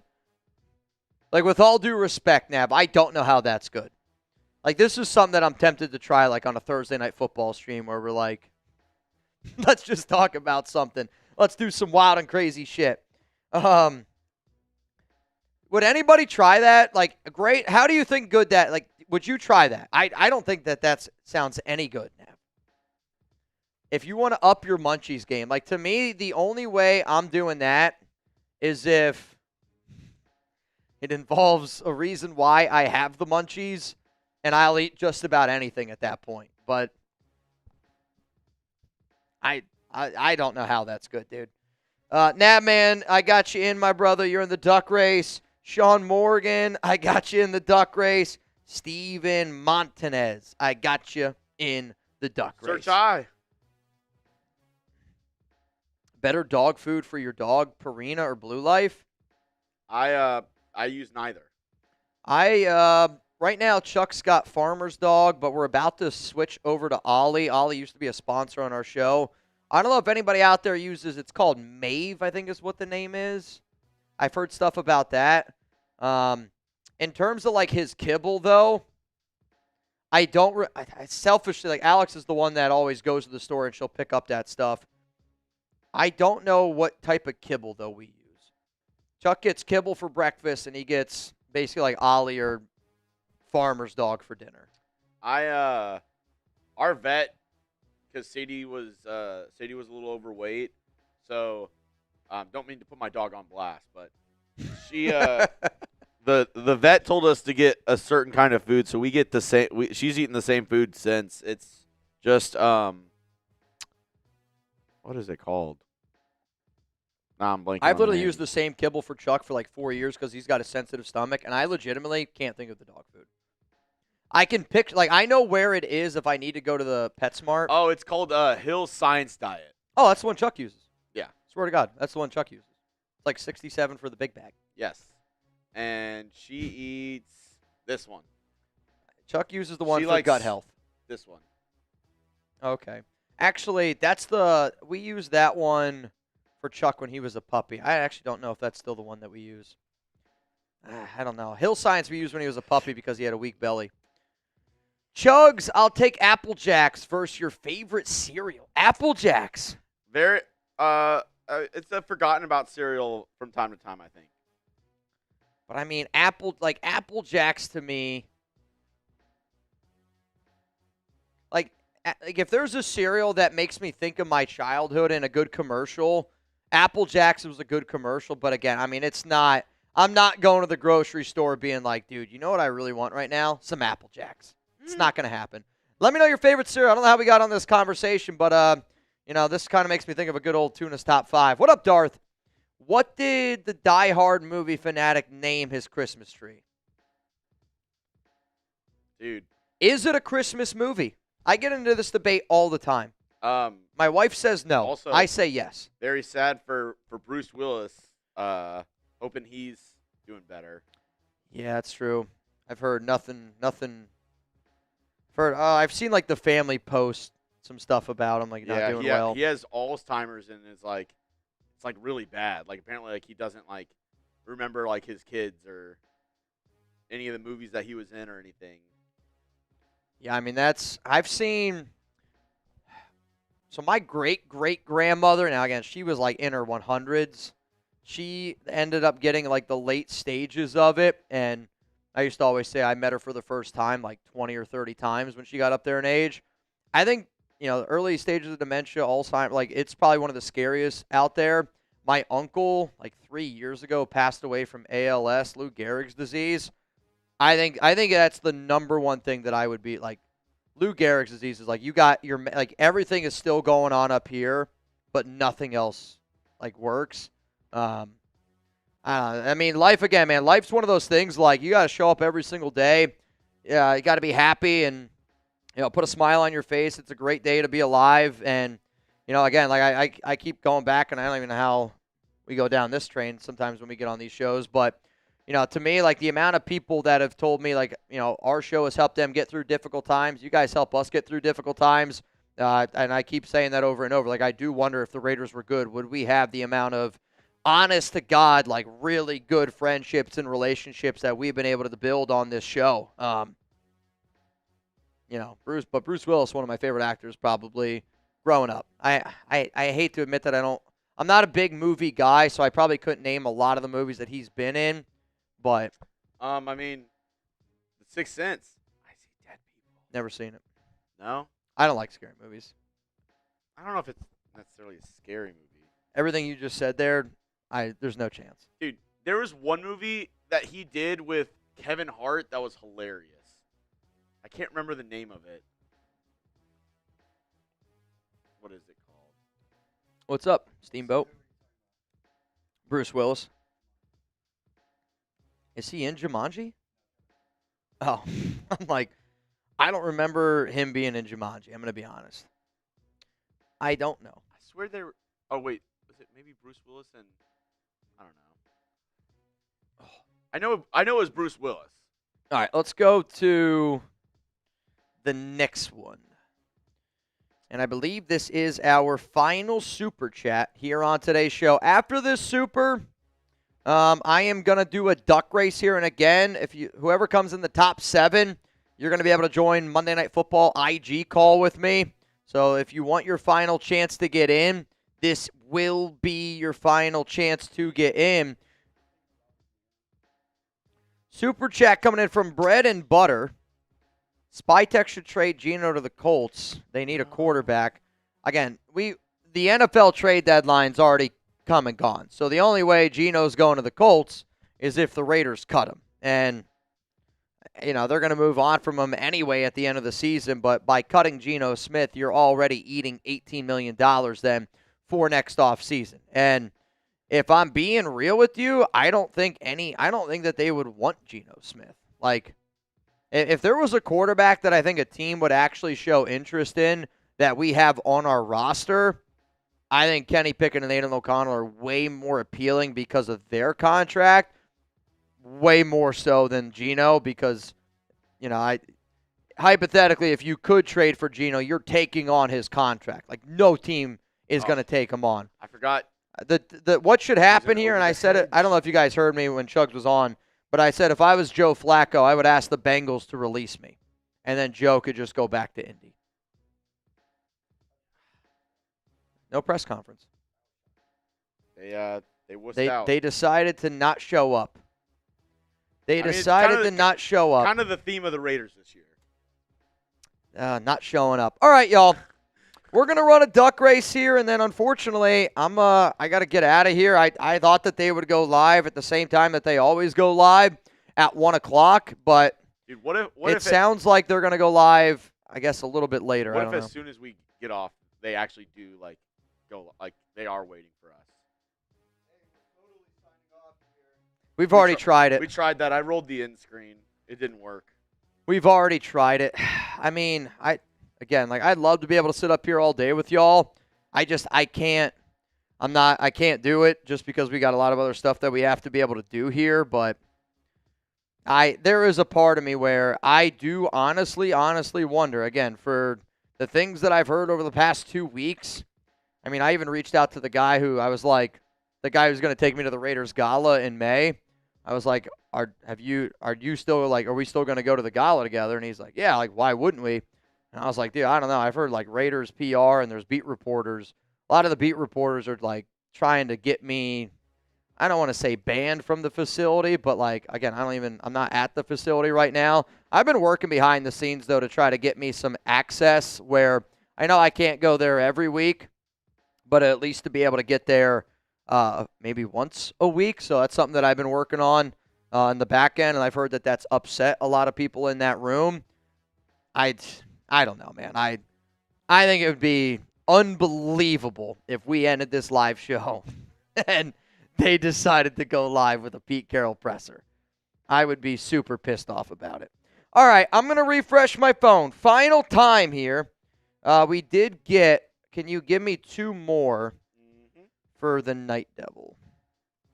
Friendly reminder, whoever comes in first place, you're going to go home with $180 here on today's show. And then if you come in the top 7, you better have your Instagram already ready to rock and roll on that Venmo, because as soon as I get done with today's show, I will then add you to a group chat. And then once Pete and whenever they do decide to take the podium, I'll probably just give you guys like a reaction video like I typically do on it. And that's just because, again, I can't stay here unless, again, we get some banging going. And that way I can get another producer to come in here and hold it down. So that's how it's going to go. All right, we got some duck races here. Final refresh. Here we go. 3, 2, 1. Good luck to all y'all. What's up, OC? OC Raider in the building. Yesterday's MVP. OC, I don't know if you did already, but if you could please send me your first name, last name, shipping address on Venmo. It could be $1. I'll send it right back to you. That way I can get you the jacket. That way I can get the jacket. I'm Bobby Mom. I'm Bobby Mom. Unfortunately, it's dead. Oh, is it a new one? No. It's got some life back in it. Darth! It was dead the other day. Streaking right now. It still kind of cuts off short. Yeah, you can hear it's not quite the same. I wonder if Steven Montanez out to a little bit of a lead. Watch out for Kane Brand. Steven Mont. Mr. Darth. Fabian Moreno looking a lot like Rudolph. Paul Ruiz has been red hot in these races. Uh-oh. That looks like Fabian Moreno on the backside. Fabian Moreno on the backside. It's going to be a close one, and it's going to be Fabian Moreno. Fabian had the most ducks. So, again, if you're in the top 7 there, you were going to get in a call. I was going to say Fabian, Darth, Crash, Kane, Sean, Nico, Paul. Check it out. And if, for whatever reason, if Fabian can't join, if LA, since you guys are already on here, Greg Vac, I'll hit up you, Fabian, and then who's after Fabian? Also, Zach Ertz is done for the season. And then Montanez is hanging on for dear life there. Fabian, congrats, my dog. Let me send this to you, good sir. It is sent. Oh, man. All right, y'all. We've been live for 2 hours and 30, 2 hours and, it's even longer than that. We've been live for 3 hours at this point. No, 2 hours. 2 hours. Yeah, I'm losing track. We've been live for 2 hours. No press conference yet. I was hoping that we would be able to be here live for it. I obviously like to be able to react with you guys live in real time when we do it. But unfortunately, it just doesn't look like that's going to happen. Because it is going to go down that way, I'm still probably going to try to get you guys a video later on today after that Pete presser. And if like something crazy were to come out, I would try to go live again. I don't know what exactly it would look like. So make sure you're subscribed. Make sure your notifications are turned on because, again, I don't want you to miss it if I do decide to either make the other video or, again, if it's big news, potentially go live again. But tonight, Monday Night Football, shout out to all y'all that got in that duck race. Really looking forward to being able to hang out with y'all. And, again, the Raiders are at number 2 because of the strength and schedule tiebreaker over the Tennessee Titans. That's why it was very, very important for the Titans to win and for the Saints to win. Because going into yesterday, the Raiders were at number 4. Because the Titans won, because the Saints won, we are at number 2. And if the Raiders lose every single game from here on out, we will have the number 1 overall pick in the 2026 NFL Draft. From me, Jeremy Chugg, shout out to Reed, the whole Chat Sports team here. I'll see you guys tomorrow live on the Raiders Report, 4 p.m. Eastern Time, 1 p.m. Pacific. Wait. Okay, never mind. I was just seeing if they actually did it. All right, now for real, we're going to head out. All right, sorry, guys.